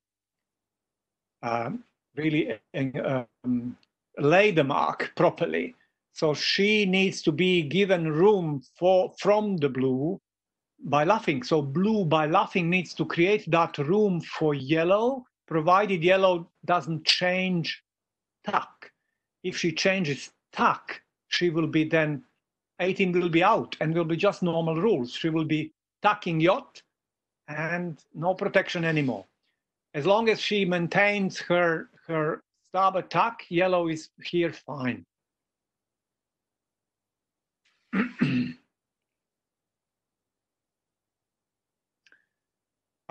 Here we have a, okay, let me see, maybe. Here we have a potential situation here that maybe the yellow will not be given room. Huh? It depends, right? Because if, let's have another one, let me see, maybe that one is better to show. Yeah, we can compare these two first. So this is 1, this is 2. So in the first picture, we have clear, yellow is clear. So if her overlap was established late, then there might be a problem because red would hit the zone first, and that would trigger her obligation to give room to all the blues and yellow. But if that room physically will not be able to be given to yellow, they might miss it. But if, for example, yellow is overtaking them, coming from behind, then we can say room may not be given. But if all these others 3 are actually faster than yellow and they are coming forward in front, like in the second picture, then they need to give that room. So it's not the same thing. This unableness, how to say in English, not possible to give room, mark room, could be with some interesting cases when we have a sudden puff and people from behind all of a sudden come in and establish an overlap and physically there is no more room anymore there. But when this overlap was lately created. Okay, so let me see if I have some more scenarios for you. Okay. And this one, we have a blue that is actually not given mark room after the overlap was broken, correct? And the first situation, we have overlap. Blue is entitled to mark room. But overlap is broken then, and yellow tries her chance and tries to round first and not giving room, and then collision occurs in last position. So it's not giving room, right? And in this case, the blue that is actually sailing within mark room that she is entitled to, she breaches a rule, right? Because she breaks rule 12, she is behind. And perhaps she breaks as well rule 16 because she is turning around the mark. And then 14, of course, because she collides, because that's her action. She's behind, and then she collides. So first, she can be exonerated by 14 if there is no damage, or, serious damage or injury, correct? But there is no escape even for right-of-way boat or the boat that is entitled to mark room or room for breaking rule 14 if there is damage or injury. So that's worth to remember.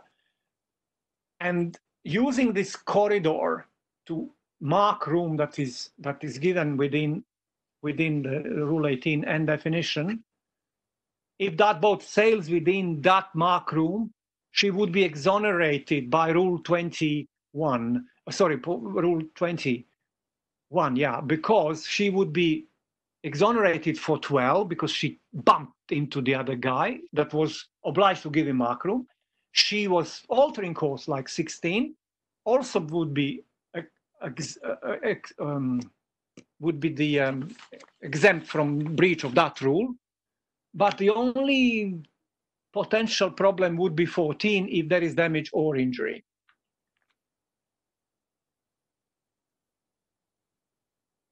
I hope it is clear to all. If not, ask questions. Yeah, this is also one of illustrations of 18.2b when actually blue hits the zone a little bit higher. So what is then from that moment, if they were not, probably that was an unsuccessful luff, end of a luff before the zone, where the overlap still exists. So at the moment the blue hits the zone, at that moment the obligation starts. Before then, not. Like in the previous situation when we had that boat that luffed the other guy outside the zone and then break the overlap and then hits the zone as clear ahead. So in this case, blue did not succeed, but when the mark room counts from, it counts now. It's not that you have to provide the mark room before you hit the zone. It is when you hit the zone. From that moment and that position, that proper course counts to the mark for yellow to round it. So it would be, blue would need to bear away at that moment, create the corridor to yellow to go to the mark. Let me see if I have any other examples. Oh yeah. So that's one of the examples. We have a high angled fast boats. So then the room that probably if alone, this blue boat would zigzag, not go direct, right? But after we hit the zone, the rule says mark room is just to sail the proper course straight down to the mark. And that's a difference here. Okay, any more? Okay, that's one of the one that we addressed before as well. It is how much room, and we will shift now to 18.4 rule, how much room this yellow is entitled to take, because she's not using the corridor, she's right-of-way boat, and she can carry on, push a little bit blue out to sail her course in order to make a tactical rounding and do her jibe at the latest moment when it is necessary to sail her proper course like she did. And here I think it's fine because she is in the last position, in the correct position towards the, to justify the proper course, which would be probably going upwind. Neven, we have a question. Yeah, go ahead. Where? Chat. In chat, yeah, okay, thank you. I have a question regarding the extent of damage when we hear the term damage in Rule 14b or in any other rule. That when it says there has to be, it doesn't cause damage or injury. That damage, I mean, in those cases, some sort of damage has to be caused. I mean, when it says here, so the question is, are we talking about minor damage or major damage? The term injury is clear. Yeah, it's clear. Yeah.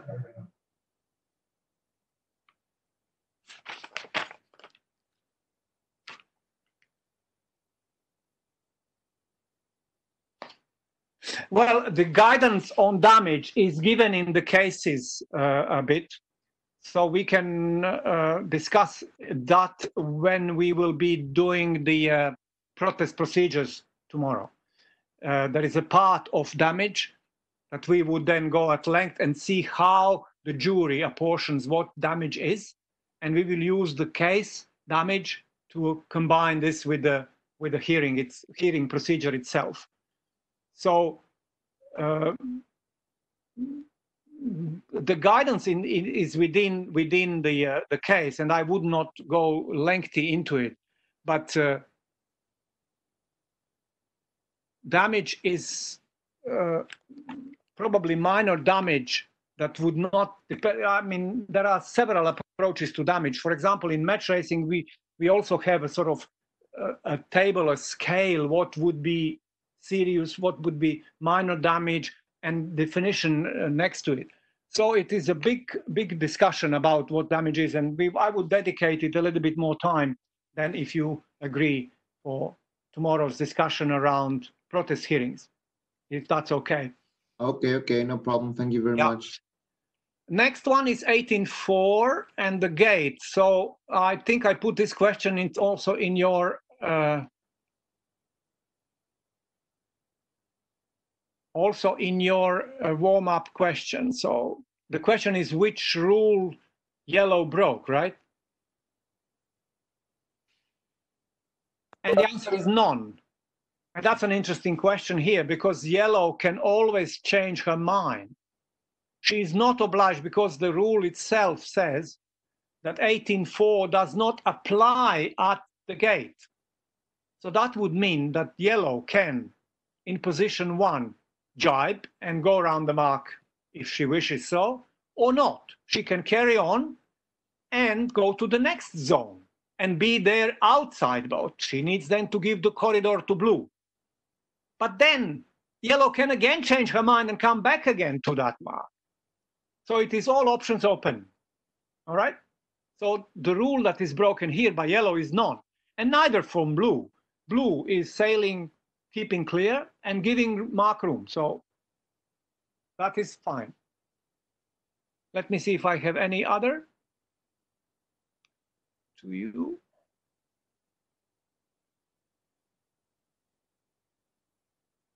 Okay, I think I exhausted my diagrams I wanted to share with you. If you have any questions about those, I'm happy to answer.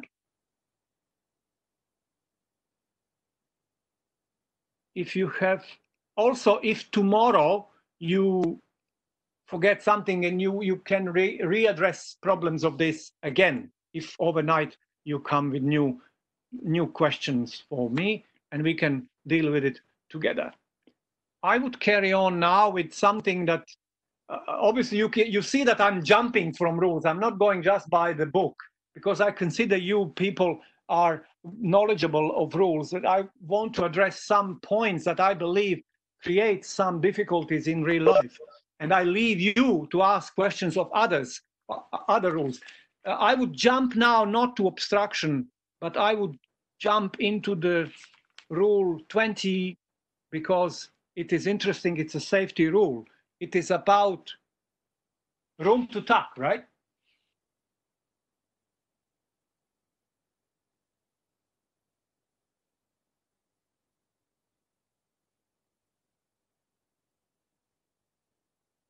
I hope I have some diagrams for you. Let me try.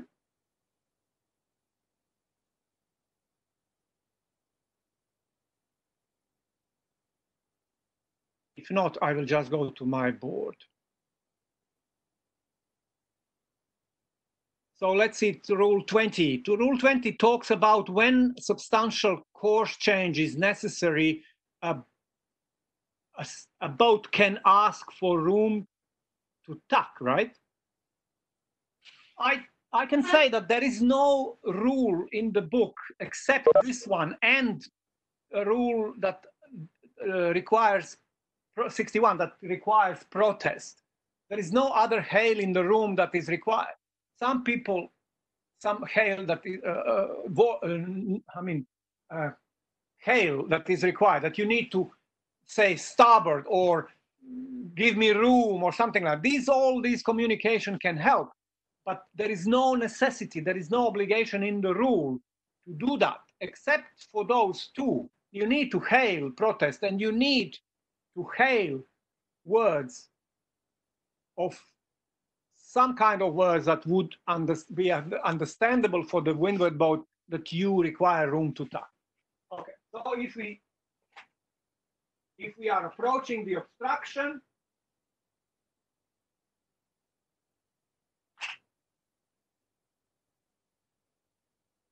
and this is the obstruction, can you see? This is the obstruction. So this guy can ask for, because it's 45 degrees, to forget the sails. The sails are usually more tight, but I don't know, this does not work well. It's overused. So this guy has a right to ask for room to tack because he is facing an obstruction and needs a substantial alteration of course to avoid it. So if she goes this way, then the rule says no, she cannot now ask for room to tack because she's not sailing close hold. So she needs to sail close hold, and the rule says or above, not that much, but this way, a little bit above. So in that sector, from close hold,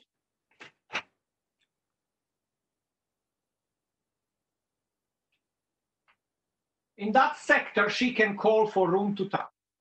Okay? If she's below, no. Then we have just an obstruction approaching, and this is boat that is inside, and this is outside, and this one is right of way. So right of way on the obstruction has also choice, whether she wants to go this way or that way. But if she goes that way, then she becomes close hold. And because of it, she has also right to ask for room to tack. So if she asks for room to tack, what is the rule saying? This boat has to answer and say two things. Either you tack or tack herself. Usually that boat will say you tack, because the next scenario perhaps would be she goes up and she follows like this and she becomes lured and she is in control. So probably it will be always that the windward boat will say, yeah, you tack. But then what this guy needs to do is to tack immediately. And the room for that tack needs to be provided by that boat, even to go away, whatever, because she said you tack, fine. And then when she tacks, she is given that room for tacking. And after that, she still may be on the way of that boat. If she still is, then it's port starboard. She needs to tack back. And then coming back again to the obstruction and so on. Anyway, the idea of this rule is the following. It's a safety rule. We never know, if you are the red boat, you never know what is the reason for the boat to call for room to tack. It is a danger, and the safety rule requires this boat always to respond. She may think, oh, what the hell, we are so far away from the obstruction, why she is asking? But she has no other way but responding it, or those two ways, either you tack or tack herself, and protest. So that's the philosophy of the rule. She has no option. Only those two. Either say you tack or tack herself. And protest if she is unhappy that there was no reason for the substantial change of course for yellow. And in the protest room and later on, Yellow would then explain what was her reason for calling, and that there was no good reason. The obstruction was far away. There's no other circumstances within the area. Then she is, she will then be answering difficult questions and probably being disqualified for that. Is that clear to everyone? I hope. Does this rule create you any difficulties in your real life with the coaching? Many disciplines have this room to tuck called, sometimes they say it is, like match racing introduced the words themselves that the guy, Luant, needs to say room to tuck even. In the normal rule for the fleet, it just says hail, right? A boat may hail for room to tuck. It does not require to tell room to tuck. Hail could be anything, right? Hey, hey, hey, hey, maybe something short. But in the other disciplines like match racing, it is specifically said it should be room to tuck and should be pointing to windward. And then responding by the other guy also waving hand. Anyway, so we don't have it. So hail is enough. So if the hail is not heard, it needs to be repeated. And the boat, because it may happen. So advice to the lured one is to repeat that call.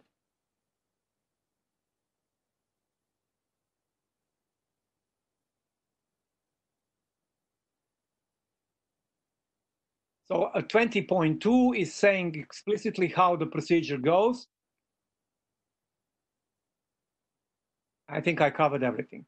Do you have any questions on that?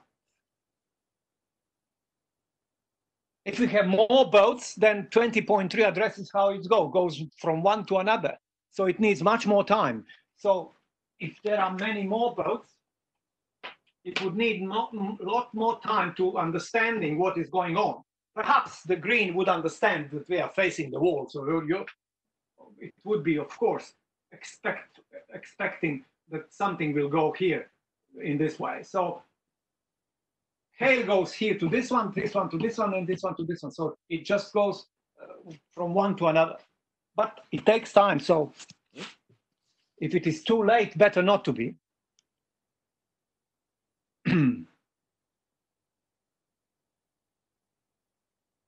Any questions?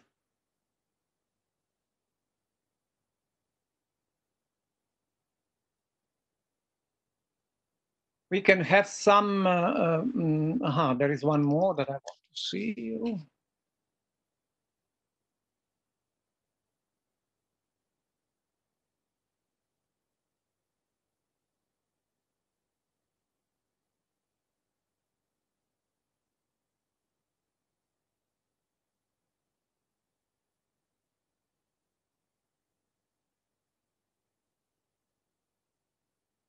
Yeah, so this is an illustration. So if room for tuck is given, like in a situation A2, the further situation is port starboard, and then that boat needs to keep clear, and keeping clear could be also tuck again. And then another situation comes in also. So there is no, the obligation of the windward is to give a room for that tuck, not to give anything more than that.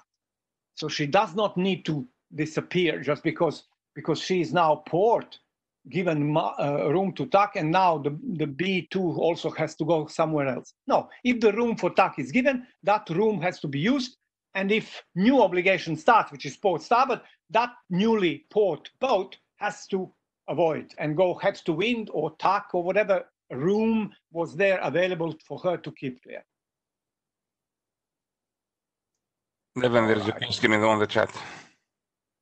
Say again?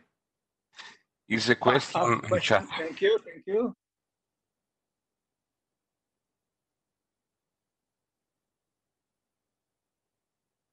Yeah, this is not, unfortunately, this is not the case. By knowing that there is no wind close to the land obstruction, is it enough to hail early?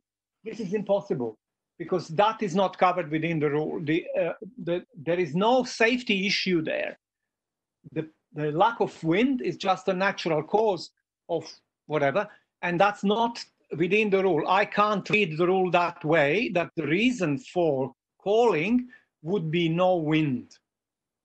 But it's an interesting point. I like it. But let's read the rule again carefully.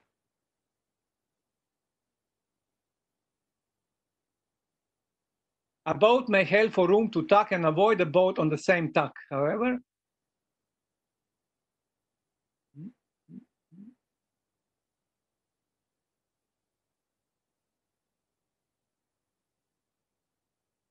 she is approaching an obstruction and will soon need to make a substantial course change. So how we can say that the lack of wind area is obstruction? Not possible. It does not fit into definition of obstruction, because obstruction is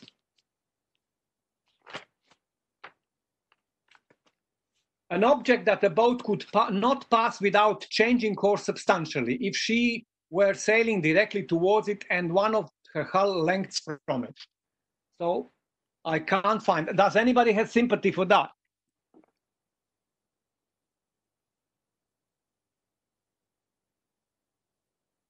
I think it would be nice, actually, if, for example, the race committee or locals know that this is a zone with no wind.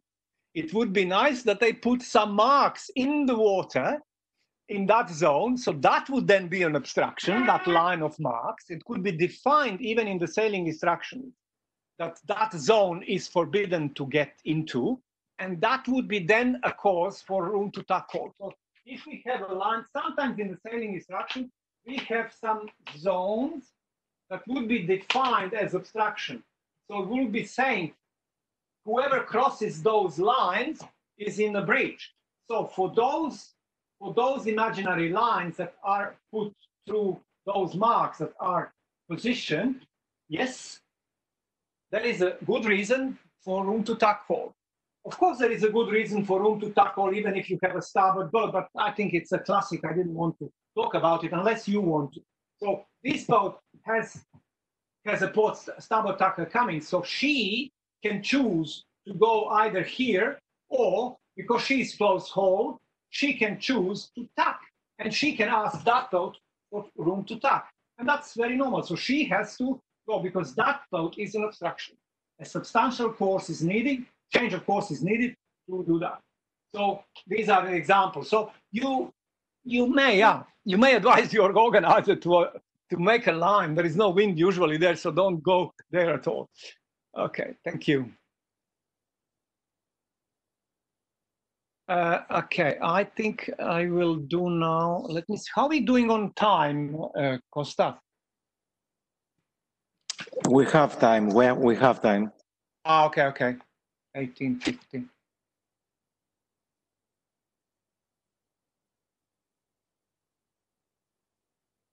Yeah, perfect. Okay, I would love to go now to some questions from the warm-up, if I may, with you, to see if we answer all of them, unless you have questions about mark rounding obstructions or something. So rule 14, avoiding contact does not apply to boat that is racing when the contact is with the boat no longer racing. So you see the racing here is in italic, so you know racing is the definition. So the preamble actually says that those rules would always apply, and I think preamble of part 2 would even say this.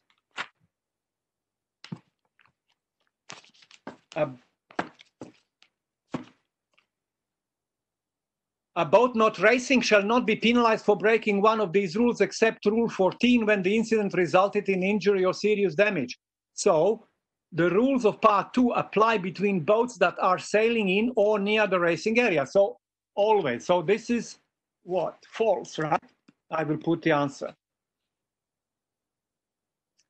I will avoid the second one because we will address it tomorrow. Basic principles, sponsorship and the rules and environmental responsibility are the rules.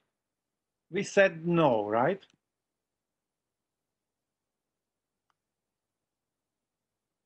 And then helping those in danger does not include verbal help. What you think? False, right? Because if you call by the radio, a help, that's a help. Neven, can you open the warm-up questions? I'm sorry. Thank you for that. Okay.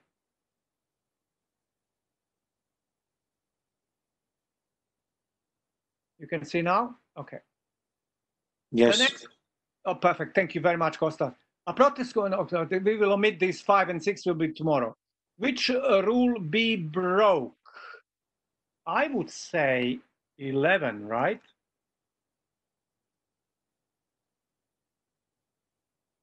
What is the moral of this diagram? We have a situation when B is clear astern at the zone when A hits it. B is in position 2, giving it's keeping clear. It's behind, it's keeping clear, and it's giving room for the mark room for the A, correct?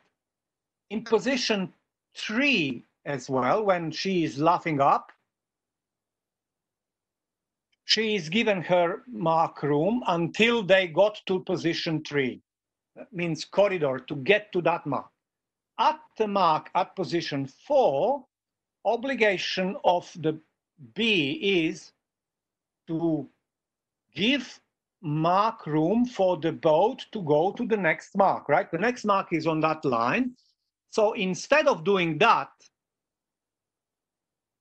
the A actually laughs up, and I think she breaks 16 here. And forces the B to break rule 11. Because if she could have, from position 4, she was given room to pass the mark on the required side, and she could have continued to the next mark, and she would have been, she is given that mark for that, but in position 5, she laughs up hard, obviously, on that picture, to my mind. You may argue different ways. And I would exonerate blue for B for 11 because of the breach of rule 16 by the boat A, because she needs to provide room, and the other boat, the boat B, was sailing within the room that was provided originally, and later on that room was curtailed, and that's why I would penalize alpha here. But I think for the sake of question, which rule B broke rule 11. Whether she is exonerated or not and what the scenario would be, that's another story. I would exonerate blue for breaking rule 11 because of the breach of the rule 16(1) by A. A boat does not finish until she clears the finish line. The answer is false. She finishes when she crosses the line. So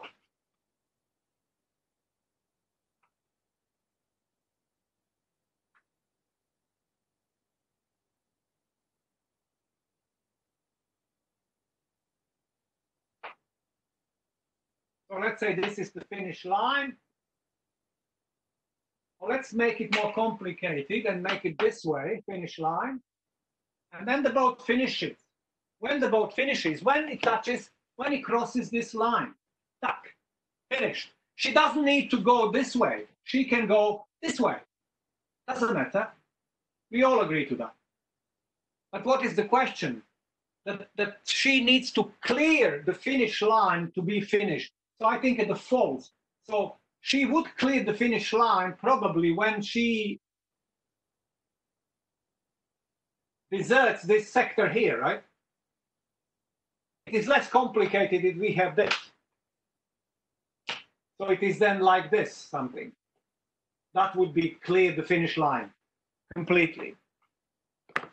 But the question is then, answer is false to this one. I think you all agree. After boat passes head to wind, she is not considered to be on attack until she reaches her new close hold course. This is false, and we addressed that before.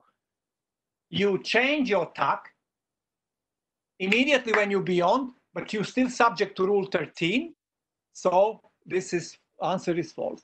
When two boats are tacking at the same time, the one that passed head to wind first has right of way. How you answer that? False, of course. Why? Because we said one that is on the right is the right of way, or the one that is behind, one that is ahead, sorry. Okay, did S broke rule? We said no, so this is no. What rule red broke?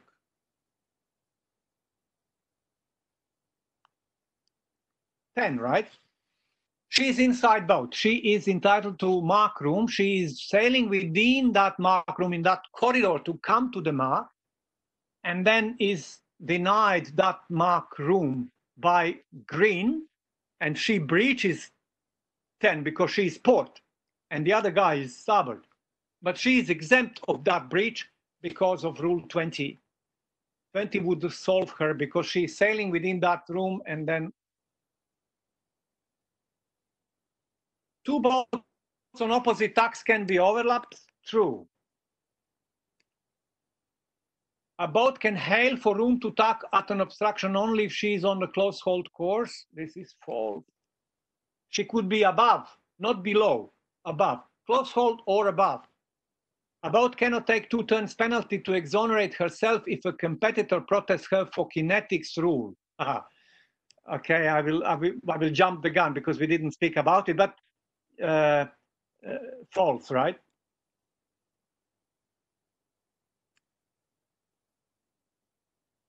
On a beat to windward, a boat cannot sail below her proper course when there is a leeward boat within 2 boat lengths. That's false again, right? Nobody stops the boat that is to windward. Let's say she's on her proper course, and there is no limitation that she sails below her proper course here. If there is only limitation in the rule sailing above close hold, above proper course, in this case close hold, but not below. Okay. It used to be that rule before. Some of you may remember rule 17.2, but that rule is not anymore in place. Okay, 20. Whenever a right-of-way boat changes course, she must give the other boat room to keep clear. That's true, right? If anybody disagrees, raise your hand. We agreed here that none, right? Blue broke none. And this one also none. And then when the rules of an appendix apply, they take precedence over any conflicting right-of-way rules. Yeah, that's false, right? Because it's not just right-of-way rules, it is all rules. So false. All rules that are conflicting, not just part 2 rules. Right-of-way rules. That's what we meant under that term. Right-of-way rules are something that drops into part 2. Boat does not have to take penalty if no other competitor or race official protests her. That's fundamentally false, right?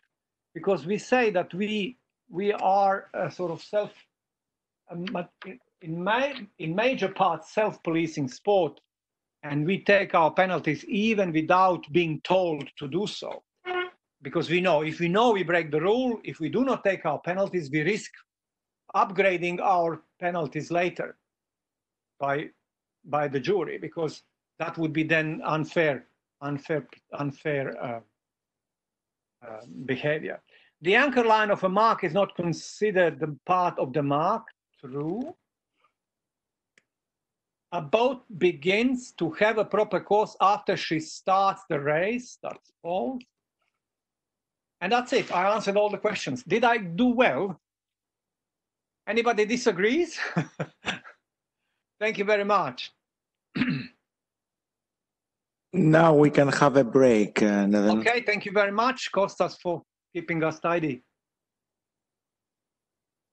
Question 9 is not answered. Let me do that one. question 9. Let's see. Yeah, it will be answered tomorrow, because we will talk about procedures tomorrow. We will talk about protests, and I will come back to these questions tomorrow. Okay, break. Okay, Kostas, thank you very much. Break, 10 minutes, and then we come back. Και τώρα θα ακολουθήσει διάλειμμα 10 λεπτών.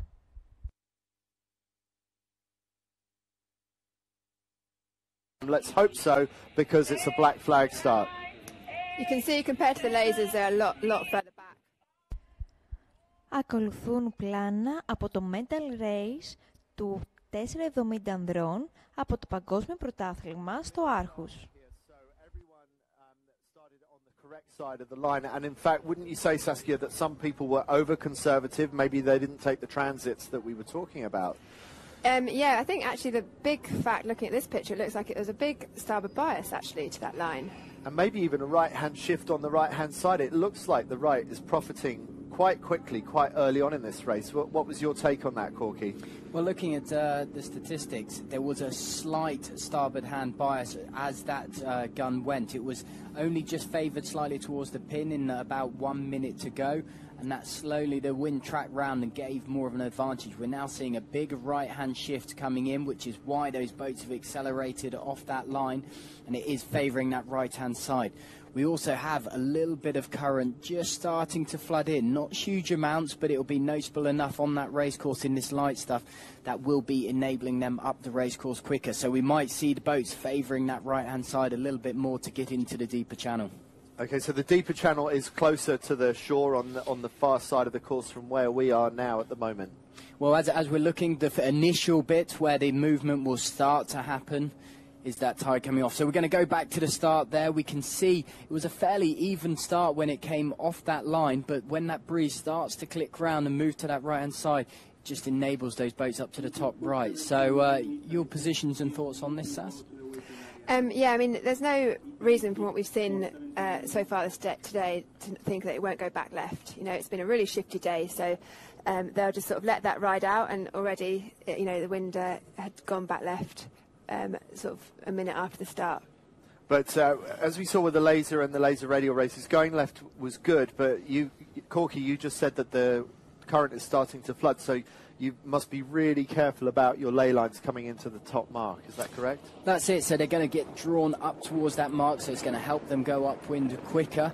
There will be a slight bit more flow on that shore side, but again, you've got to weigh out the priorities on this race course. If the shifts are going to be your key priority, which we've seen over the last couple of races have been a really big factor in this, you will weigh that out and say, well, there is a slight advantage due to the tide on that right side, but if the breeze and what we've seen with these left-hand shifts and boats approaching on that left-hand shore, it's always given a much bigger advantage to that shift. So we will see the tide becoming a bigger factor over the next few races, but I think, as I agree with Sass, that left-hand shift and staying in that left-hand phase where we're seeing the boats now approaching back towards the middle of the course, this gives them maximum options to be able to take shifts to the right or to the left. So, Saskia, tell us about some of the techniques we're seeing with the Italian boat here. You did the crewing job at the front of the boat, out on the trapeze. Why is there so much movement from the crew there? So he, on his trapeze line there, he's got a leverage control there. He can go up and down that wire, which gives him more leverage. So when the wind's up a bit, you'll see him drop that rope down. And there's a bit of a light patch there, so he's bending his knees right in and pulling his rope up high. He's being a bit late pulling his rope up, so he can be really reactive to when the wind comes, because if he bent his knees and pulled himself up, he'd have a lot to do when the gust came. So you're just always trying to keep sort of your boat flat, or sailors have different techniques on this. Some people like to have a bit of windward heel or a bit of leeward heel, or have it flat, you know, and that'll all be tied into their technique, or maybe a bit of their sail design kind of thing, how they like to sail it. And Oh, Corky, got something I to... just wanted to pick up on that, and you mentioned it slightly there, Sas, was the sail design. We see on a few of the boats, certainly the 3-inch shot, the lines going across that sail. So they're rolling from the luff to the leach, so the front of the sail to the back of the sail. What are those lines, and why have some boats got them and some haven't? So those are just a sort of visual aid for the sailors, actually. If you're just looking at a blank white sail, it's quite hard to see the depth, the profile of it and the depth that it's got it. And if you have some blue or black line stripes, depth stripes, it gives you just a visual reference and a lot easier to see where the maximum depth in your sail is. If it's in the middle of the sail, or you might want to pull some cunning on and move it forward, kind of thing. So it's a visual aid. So as we approach this top part of the mark, we saw just then the mini map sort of in that bottom corner. Those yellow boats that were identified are the lead boats.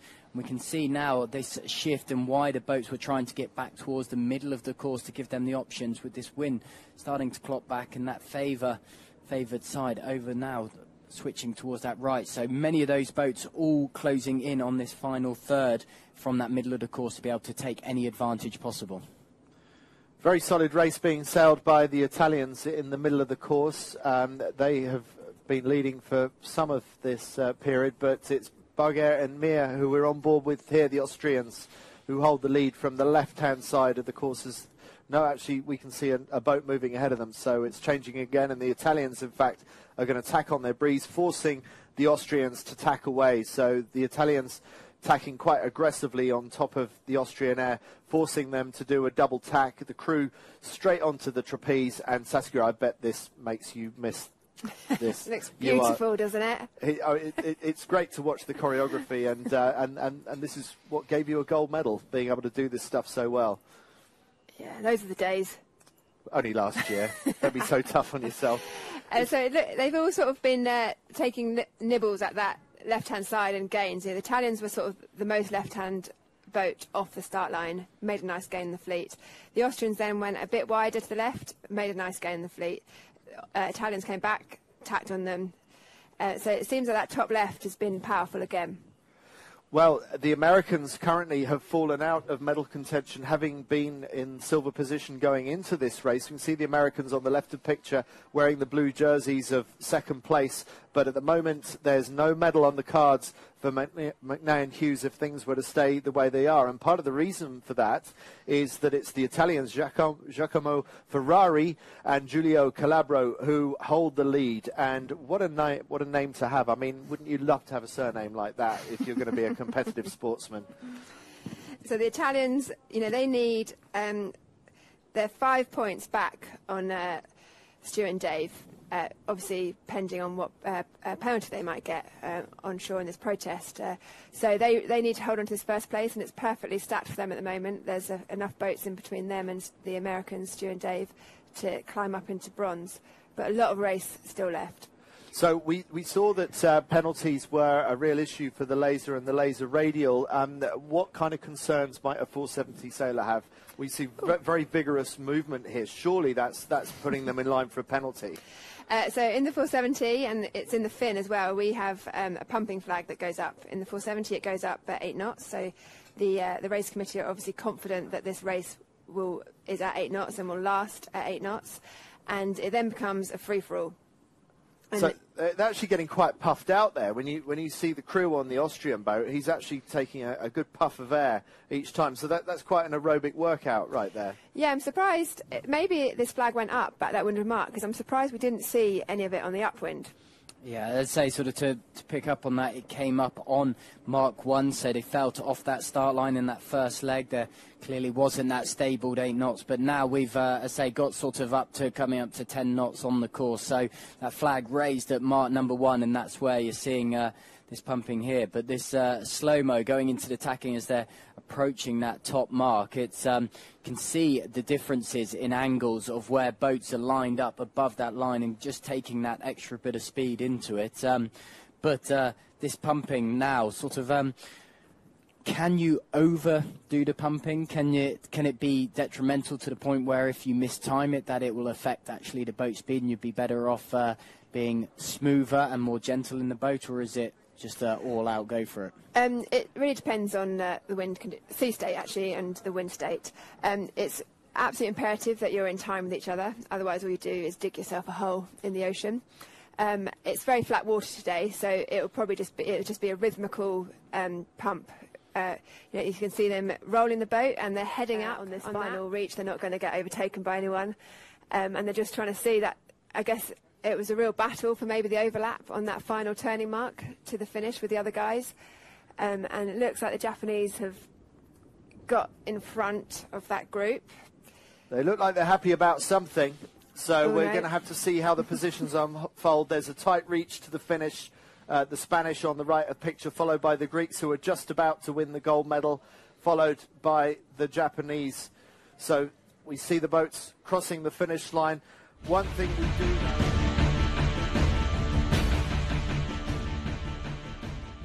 this time, let's hope so, because it's a black flag start.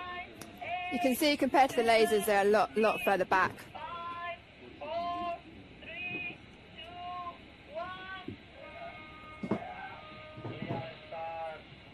Clear start we hear, so everyone started on the correct side.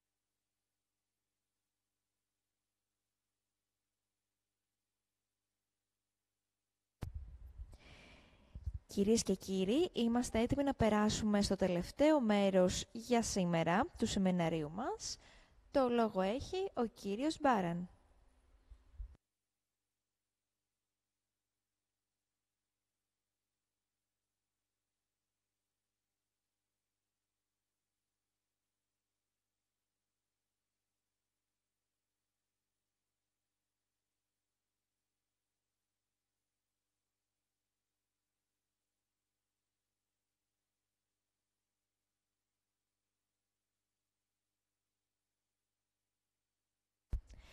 Λίγα λεπτά υπομονή και θα είμαστε σε λίγο και πάλι μαζί σας.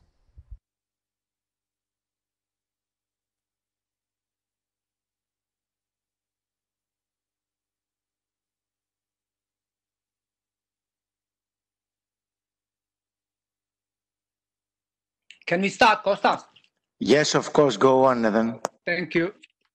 I would try to now present you with the one thing I presented last time to sailors as well, but I think it's worth it. Maybe you can also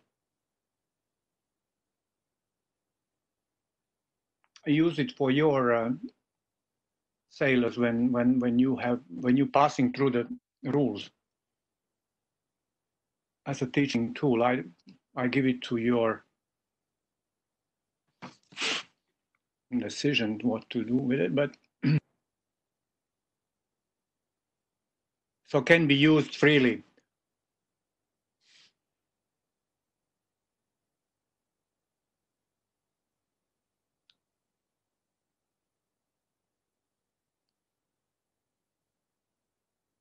Oops, just a second. It's a PowerPoint.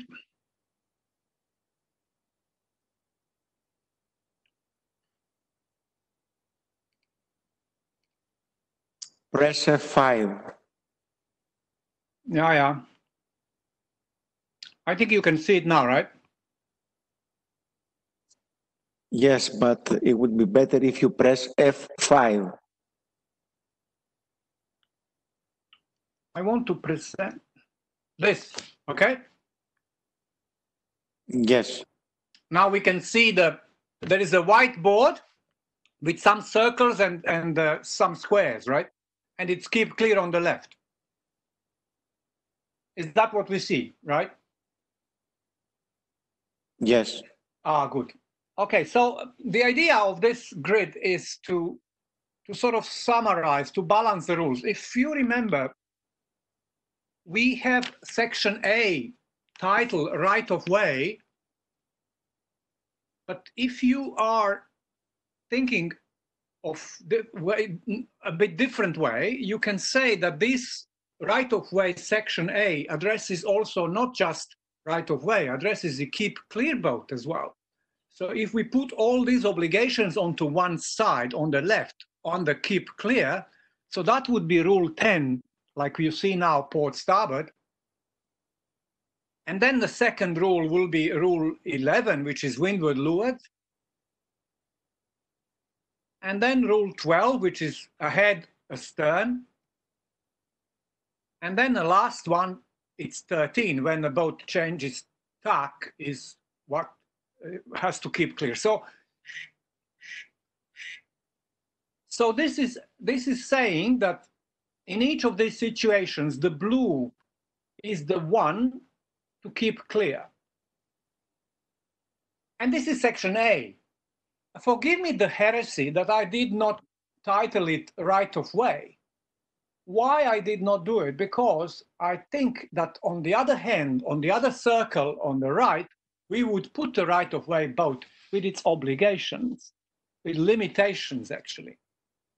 And then we will have sort of balance. But in the meantime, in between those, keep clear, like it is now, keep clear, all these keep clear rules, 11, 10, 12, 13. We have rule 14, which is non-contact sort of port and rule. And then we go to the limitations on the other side. So we talked about 3 limitations.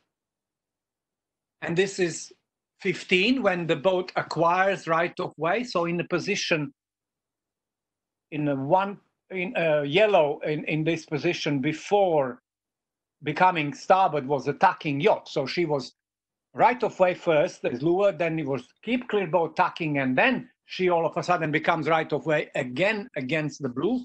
So that would be covered by rule 15.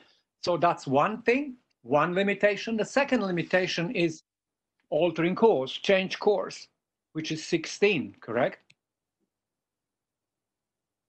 Oh, sorry. And then the third limitation, we spoke a lot today, is this one, that the right of way boat has a limitation on altering sailing above her proper course. So as you see now, we have a give room part and keep clear part. On one end we have keep clear part, on the other one we have give room part. So I found it very good, and maybe when you teach your kids it will not be a bad memo for the whole structure of the rules. So this is a reality of what we have. We don't need many more rules. Then we carry on, and then we, oh, sorry. Then we carry on, and then we come to what I used to say is a traffic rule, which is rule 18. So we are passing some either marks or obstruction, so we need some sort of traffic around it to regulate. So this is 18. And 18 then comes, oh my goodness. So it is give mark room concept. And what does it mean? Give mark room has all these notes, quick notes, what it's all about. It is definition overlapped. So we need to figure out overlap or not overlap. We need to wait until the zone to see whether there was or not overlap at the zone, with all these doubts we discussed.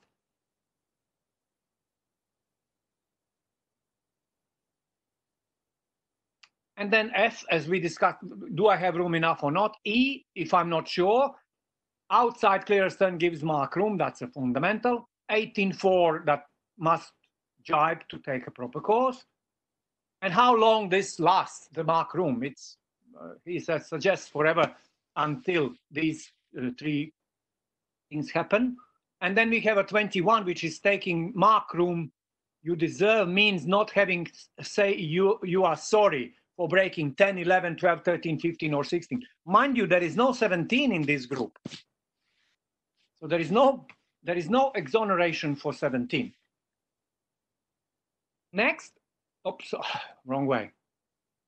19 equally, traffic, room to tack we addressed, and 21 we taught. So these are the sort of helping rules in between of how to do the traffic, how to avoid the obstructions, how, 2 ways, either something facing ahead of us, where the leeward boat has a choice of choosing which way to go, and then again room to tack, which is rule 20 when there is a right to tack, room to tack call, and 21 that are excusing the some rule breaches.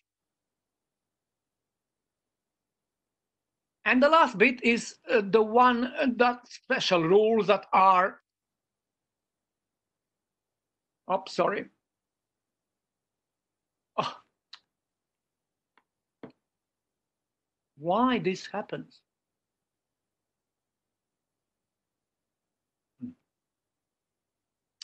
23, 24. So it is. We even spoke something about 23 capsize boat.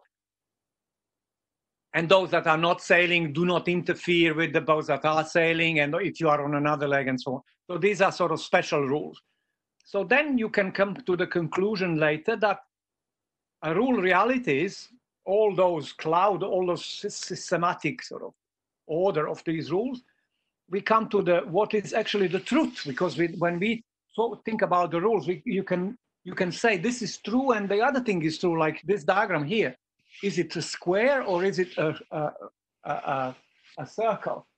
So it depends, you know. So that's why we need to discuss it.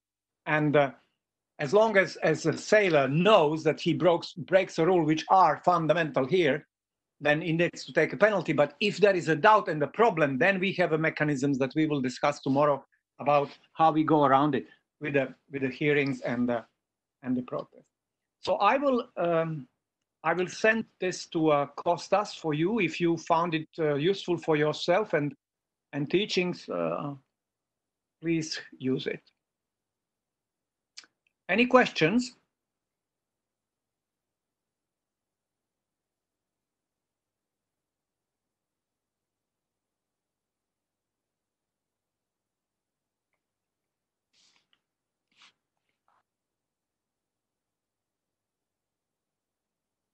Okay, nothing more.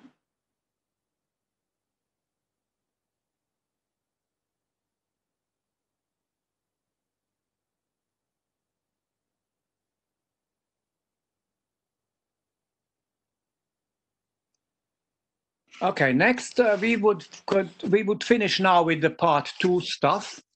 I would recommend you, if you come up with something tomorrow, you're still free to call and ask questions. You can chat it in, or you can come and discuss like now openly to everyone together. Next, what we have in our diary, our agenda here is rule 40, 41, and 42. 40 is about safety, and it talks about life jackets, and many of you are very familiar with that. And there are certain procedures. I would recommend you to draw attention that there will be some changes in Rule 40 from the next rule book. But they're not that especially significant, just worth attention to it. Probably will be what we all want to happen, is that we do not sort of have some order, because sometimes some classes doesn't really like to wear it all the time. They would be rather happy to have it on board, and only if a Yankee is up, then they will wear it, and so on. Some countries would require wearing the life jacket all the time, so it's a big issue, and we respect it. Any experiences with this, bad experience or something with it? If so, signal me, we can discuss it. Especially with children, of course, we have to. Okay, outside help, it's 41. We also addressed already that even the outside help that is in verbal way given is outside help. Outside help is 2 ways. If you give help, like 1.1 rule, then you can benefit from it because you will be given redress because you are obliged to give help. But if you are given help, then you may not be in good position because you will be then penalized. Because if you are given a help from outside, you may be disqualified.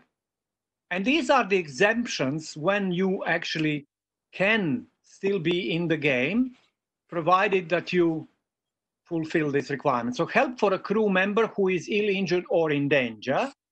So you can do that without consequences. After a collision, help from the crew of the other vessel to get clear. Help in the form of information freely available to all boats, or unsolicited information from a disinterested source, which may be another boat in the same race, and so on. So if sort of unwanted or not requested information is covered by this.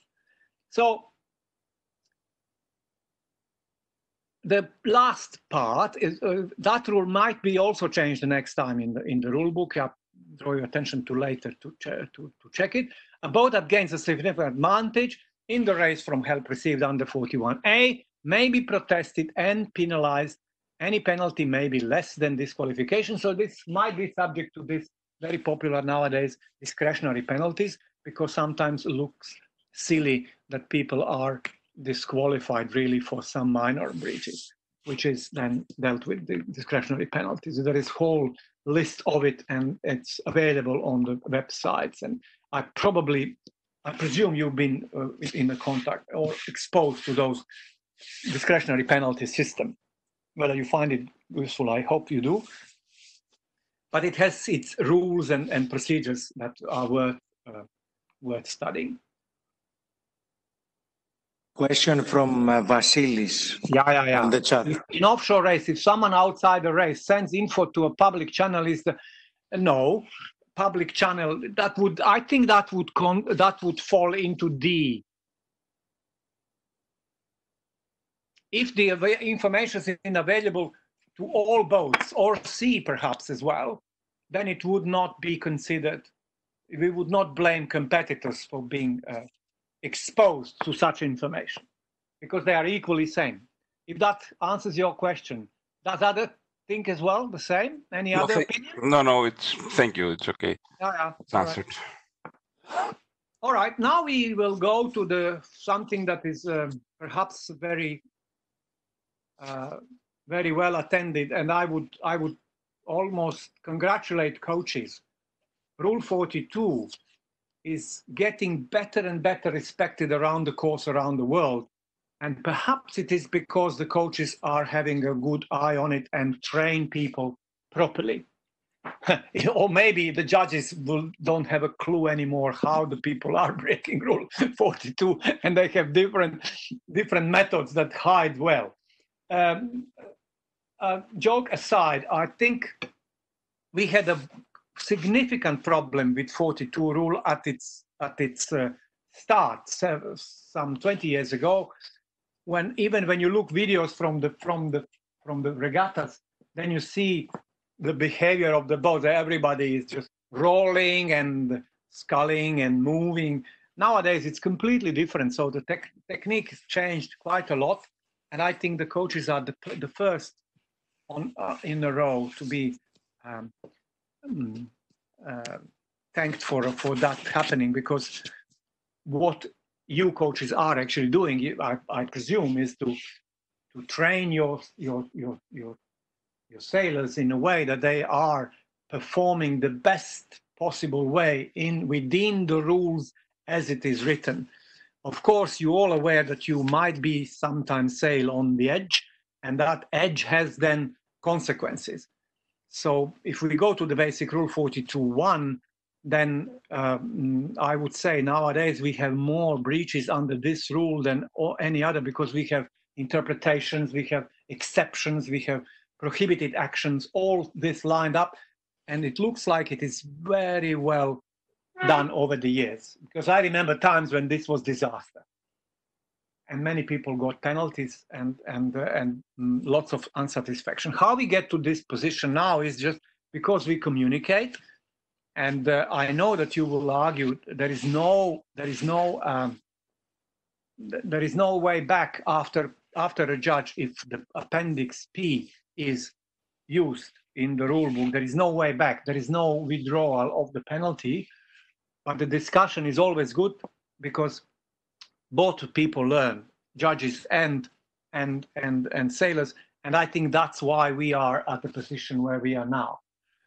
Why all this system was introduced was interesting, because it was almost impossible to win the protest under 42 rule in the past. So if someone would protest that someone was pumping or sculling or something, it was very difficult or impossible to, and everybody was actually discouraged of doing it. So then the breach of that rule escalated a lot during time. So the World Sailing felt responsible to do something about, and we have the system in place like we have now, and it's of course can be changed and made it better.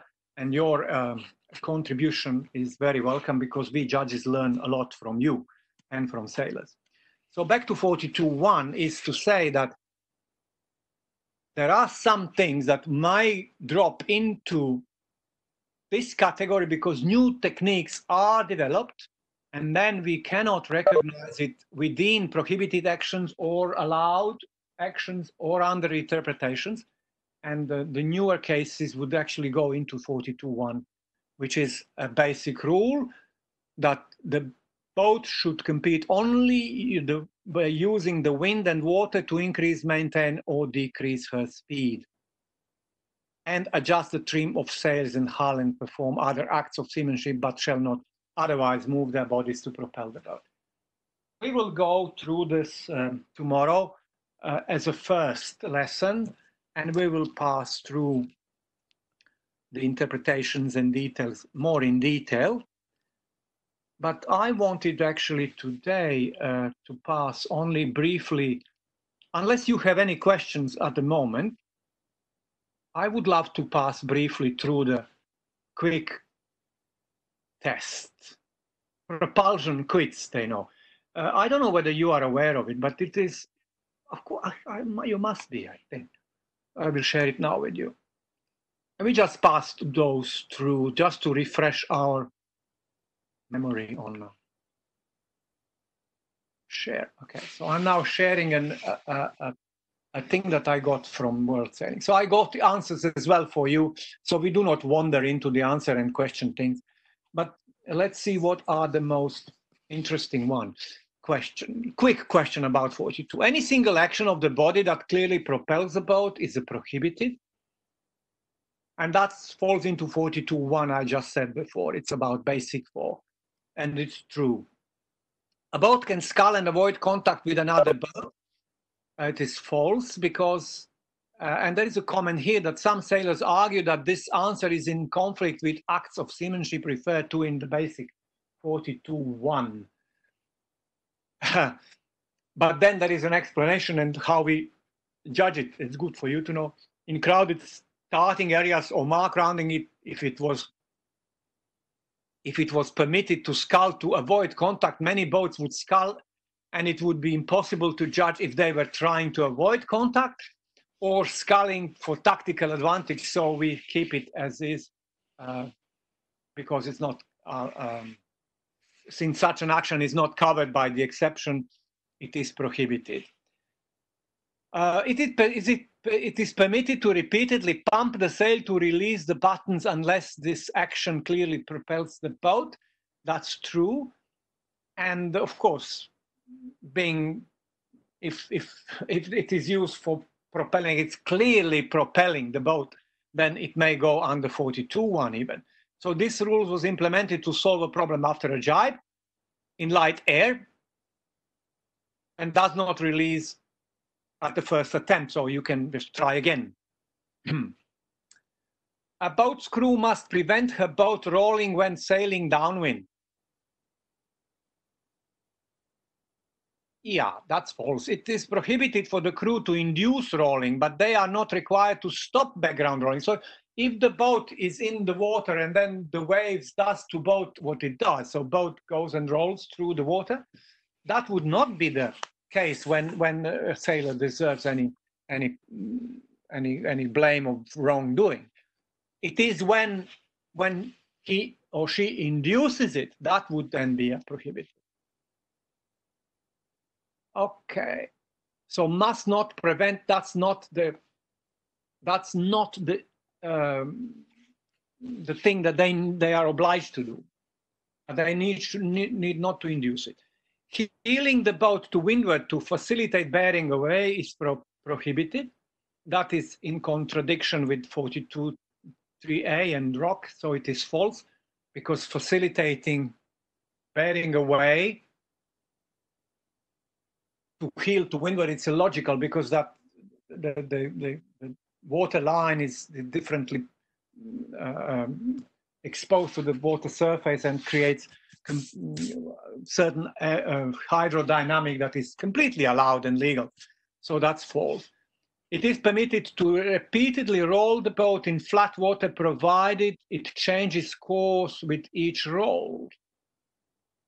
And this is where we come to lasers. There is, that's false, of course. There has to be waves to repeatedly use the exception. Because in the flat water, why would that change of course itself would be counterproductive? It would be actually an excuse to roll the boat. The heeling of the boat has to be consistent with the amount the boat turns. That's true. You can roll to help turn the boat, but a big roll requires a big turn. That's illogical, isn't it? While rolling the boat to windward to bear off, the boat's crew is always permitted to do a single sheet pump. That's false. There is no connection between being permitted to roll the boat and being permitted to pump. A pump is only permitted if the conditions in Rule 42.3c exist. However, a boat won't be penalized for a single pump. So it is repeated or single that we always play about.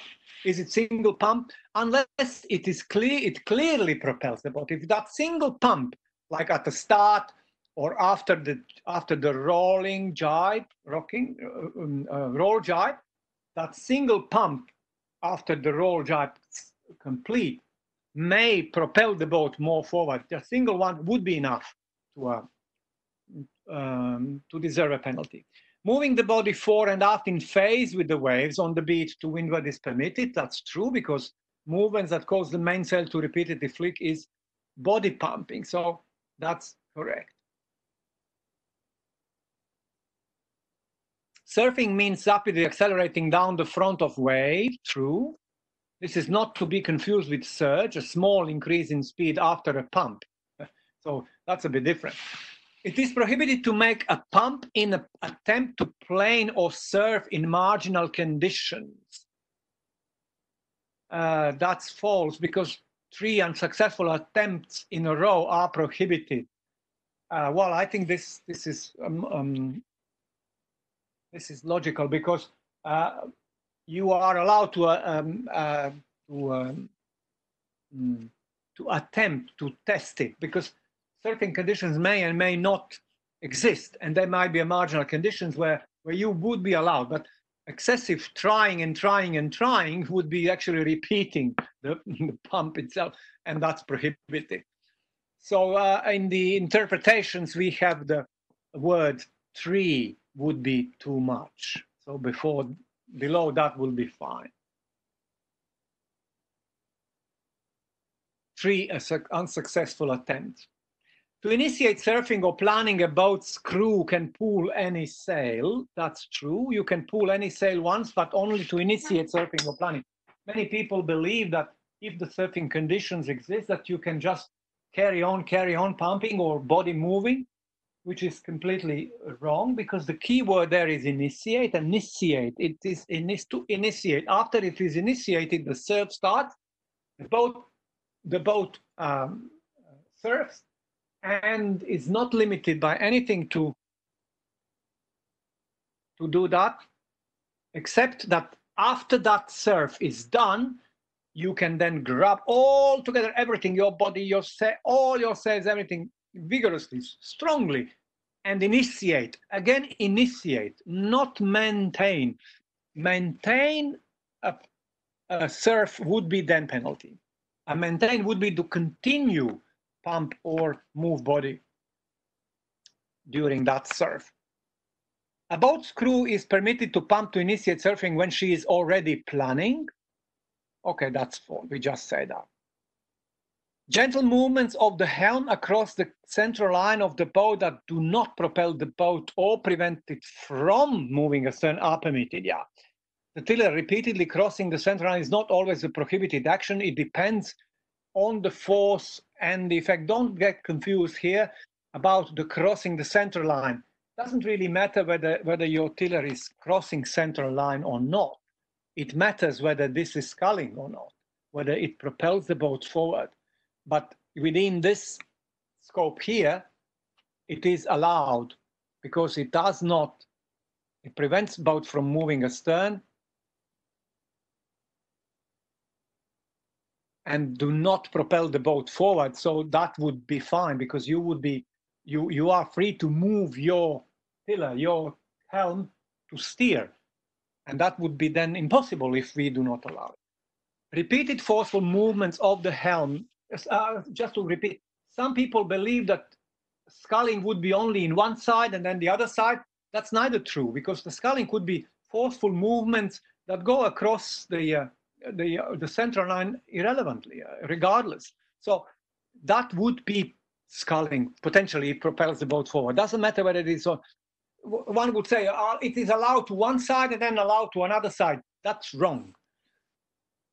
That's wrong concept anyways. Repeated forceful movements of the helm when the boat is above close hold course and is turning to a close hold course are permitted. And this is very usually happening, especially with lasers and even more with optis. And that's allowed, provided that it does not offset. We will address that tomorrow more. Okay. After a boat collides with the mark, she can scull to get clear of it. True. This is not permission to scull around the mark, only to get clear of it. So to distinguish between the two, it's the judge's work. But sculling around the mark is in order to pass it, especially if you are not, if a boat is not fetching it. So the scull would really help to go around a little bit. So that's of course prohibited, but to get clear of it, it's allowed. While tacking, if a crew delays trimming her boat flat when she has reached a close hold course, the exception allowing exaggerated body movements no longer exist. The exception permits roll tacking, but once the boat is on a close hold course, a boat's crew would break 42.1 basic rule if when the boat was flattened, it was clearly propelled, as the exception would no longer apply. So I think I said that before. Once that roll tack is done, a next body movement could be a single action that would justify a penalty or breach of 41, the basic rule, if that single move actually propels the boat forward. I think that's clear. When flag Oscar is displayed, pumping, rocking, and sculling are permitted. So that's false because it is sculling is never permitted. Any exceptions when flag Oscar is displayed must be permitted in the class rules. And I don't think class rules allow sculling at all. Only permission for sculling is when you get entangled to the mark or some sort of preventing from going astern. They're already built in the rule. But sculling itself, I could not recollect any class that actually prevents from, allows sculling under Oscar. You remind me if that's the case. I don't think it is. But if we have Oscar rules, Oscar up, it implies that class has its own rules that actually modifies 42, and that modification is written in the sailing, first of all, in the class rules, and then is reminded usually in the sailing instructions. All right, class-specific exceptions to Rule 42 no longer apply the moment flag Romeo is displayed. And that's a false for reason they apply to a boat until she has passed the mark. Yeah. So she has to pass the mark, and then, because Romeo cannot be just displayed in the middle of the course and then everybody will stop. That's not the case. People need to come to the mark, round that mark, pass that mark, and after that on the new leg, they are forbidden to, or not allowed anymore, to use exceptions that are given by the class rules in the conditions that usually, I don't know, some classes have different wind limits, like for 70s 8 knots, I think, for 20, I think it's 12. Same for Finn, or 10 knots, I'm not sure. We need to look into the that's a race officer's job, so they exactly know at what moment they would change the signals. What is the last one? A boat may be given redress when the race committee fails to display Oscar flag when the wind speed exceeds a specific class limit. No. There is, in P4, is some redress limitations, and actually only if the class rule was not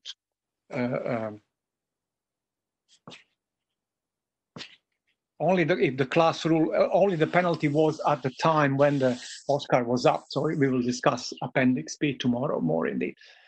Okay, so I tried with this just to make it a little bit brain sort of refreshment on 42. Tomorrow we will discuss 42 more in detail, and we will go through the interpretations.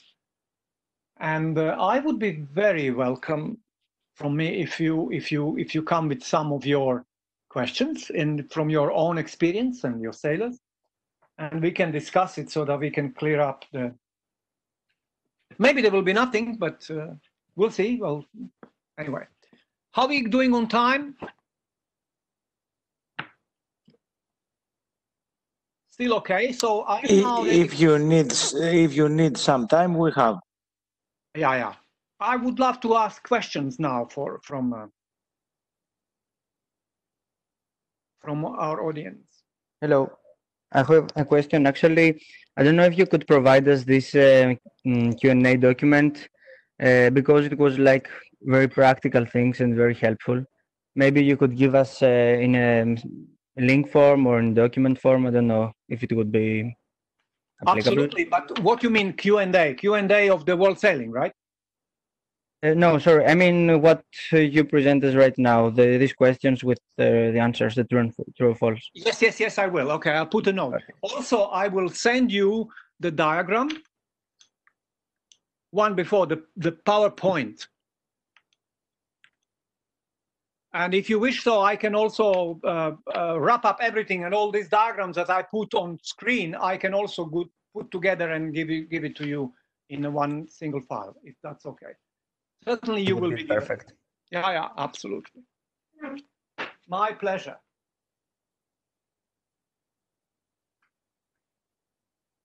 Okay, if we have a little bit more time, I would love to come back to one thing that crossed my mind, and I would show it as a demonstration for the question that we had from one of the attendants.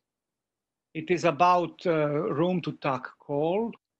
Let me just find it quickly.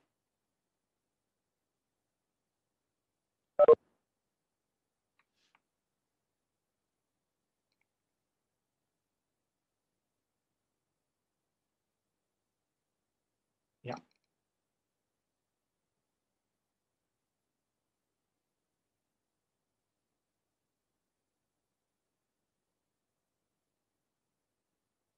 Oh, I prepared it, but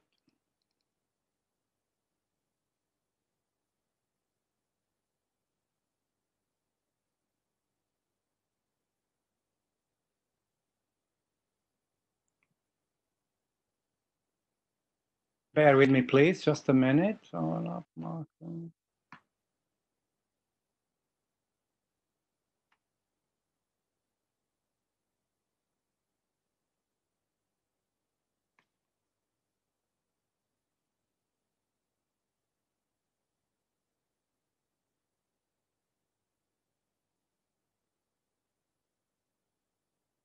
Yeah, I found it. Haha. Very good. Do you see now the picture, breakwater and... Yes. Thank you, Kostas. So you remember the question that if there is no wind ashore, then we can ask for room to tuck earlier. Would be a good reason to do that. And it crossed my mind, this case actually covers it in a different scenario. So here is the situation where we have the breakwaters like parallel, like you see, breakwater, and then you have a limit shoreline here, and also shallow waters that are in this dotted line. So what would the boat usually do if there is no PL or SW, no white boat, but the dark boat? Sorry, if there is no dark boat, but only the light boat, he would then go closer as much as possible to the breakwater or to the shallow water here, all right, as much as possible, and then go along the breakwater and out. But because there is Rule 20, she cannot ignore a call from this boat and cannot but respond and go out of it. So the plan of that boat was actually sort of inhibited by this boat and the rule itself, because she needs to answer the safety call from leeward boat. So there is no sort of, we cannot, I like that question, because how can I not go to the shore with the less wind? What can I just get out of it? You need the gentleman to the windward and understand that you both are going into the bad wind or no wind situation, and then you want to go out. But the rule itself would never accommodate it. And I think this case here, what is the case number? Case 33. You can read it yourself later, or you want me? I can send it to you. So this case is actually telling us that one thing is what you wish, but the other times what you are obliged to do. And in this case, you are obliged to give room because SL is calling for room to tuck, and this room needs to be given for tucking.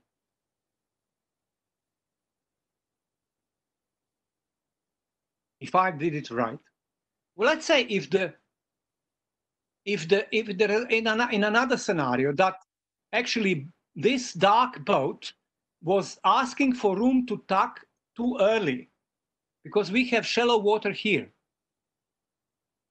All right.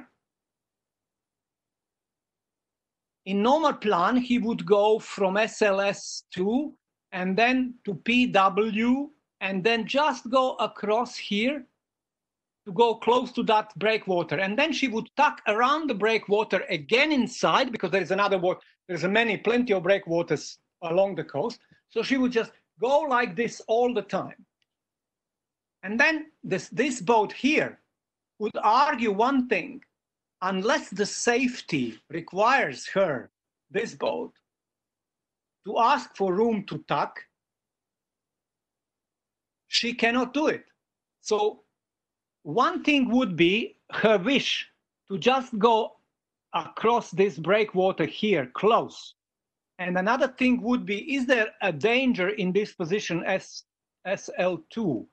So probably not.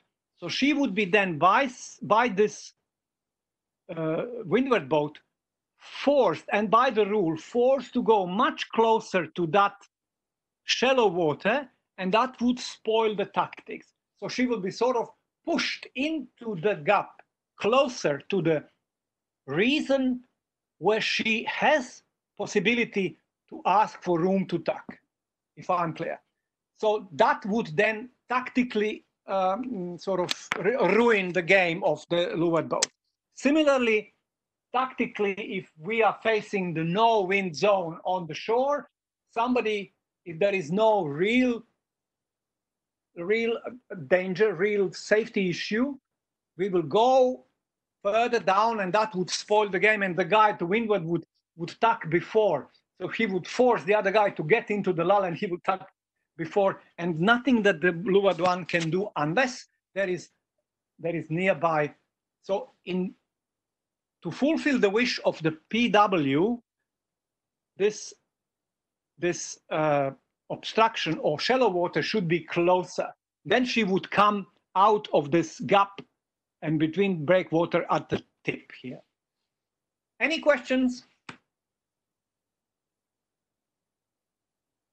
So I thought that this case would help the reasoning, how the rule actually are not helping us sometimes in our tactical does the opposite, but sometimes rule actually do helping us in our tactical issues. And the last thing for today, I may say, we were talking about fair sailing, and we also addressed at some point that if you sail your own race and you are actually sailing against your opponent and you are actually winning your last, depends, in the last race you're going to win or lose depending on the situation between you two. The fair play rule would say at first is that if you deliberately break the rule against your opponent that you are only focused on in the last race, that would not be good enough, because you would then get a DNE very easily. So deliberate breach of a rule in order to control the other opponent is unfair procedure, and it is severely upgraded in the rule in the penalties. So yes, you can use rules in your tactical advantage to the extent that you do not deliberately breaking them. Otherwise, you, as we are sort of rounding up again and coming to the beginning, because it is a basic principle of the sport. So if you end up, because of so much ambition, into breaking that basic principle, then a sailor is in a trouble.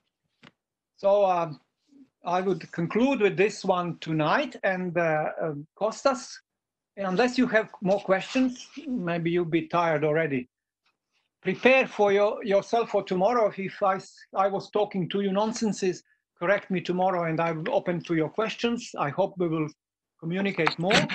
And tomorrow we have, I think, our end of the day now, but tomorrow is 5 o'clock, correct? Yes. I want to remind everyone for tomorrow and the day after tomorrow, the lesson will start at 5 o'clock post-meridian and finish at 9 o'clock post-meridian. Thank you.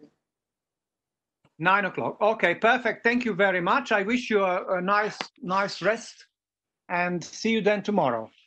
Thank you. You too. Η live μετάδοση ολοκληρώθηκε. Θα είμαστε πάλι live στο κανάλι της Ελληνικής Ιστιοπλοϊκής Ομοσπονδίας, στο YouTube και στο Facebook αύριο στις 5. Ευχαριστούμε πολύ που μας παρακολουθήσατε. Καλό απόγευμα.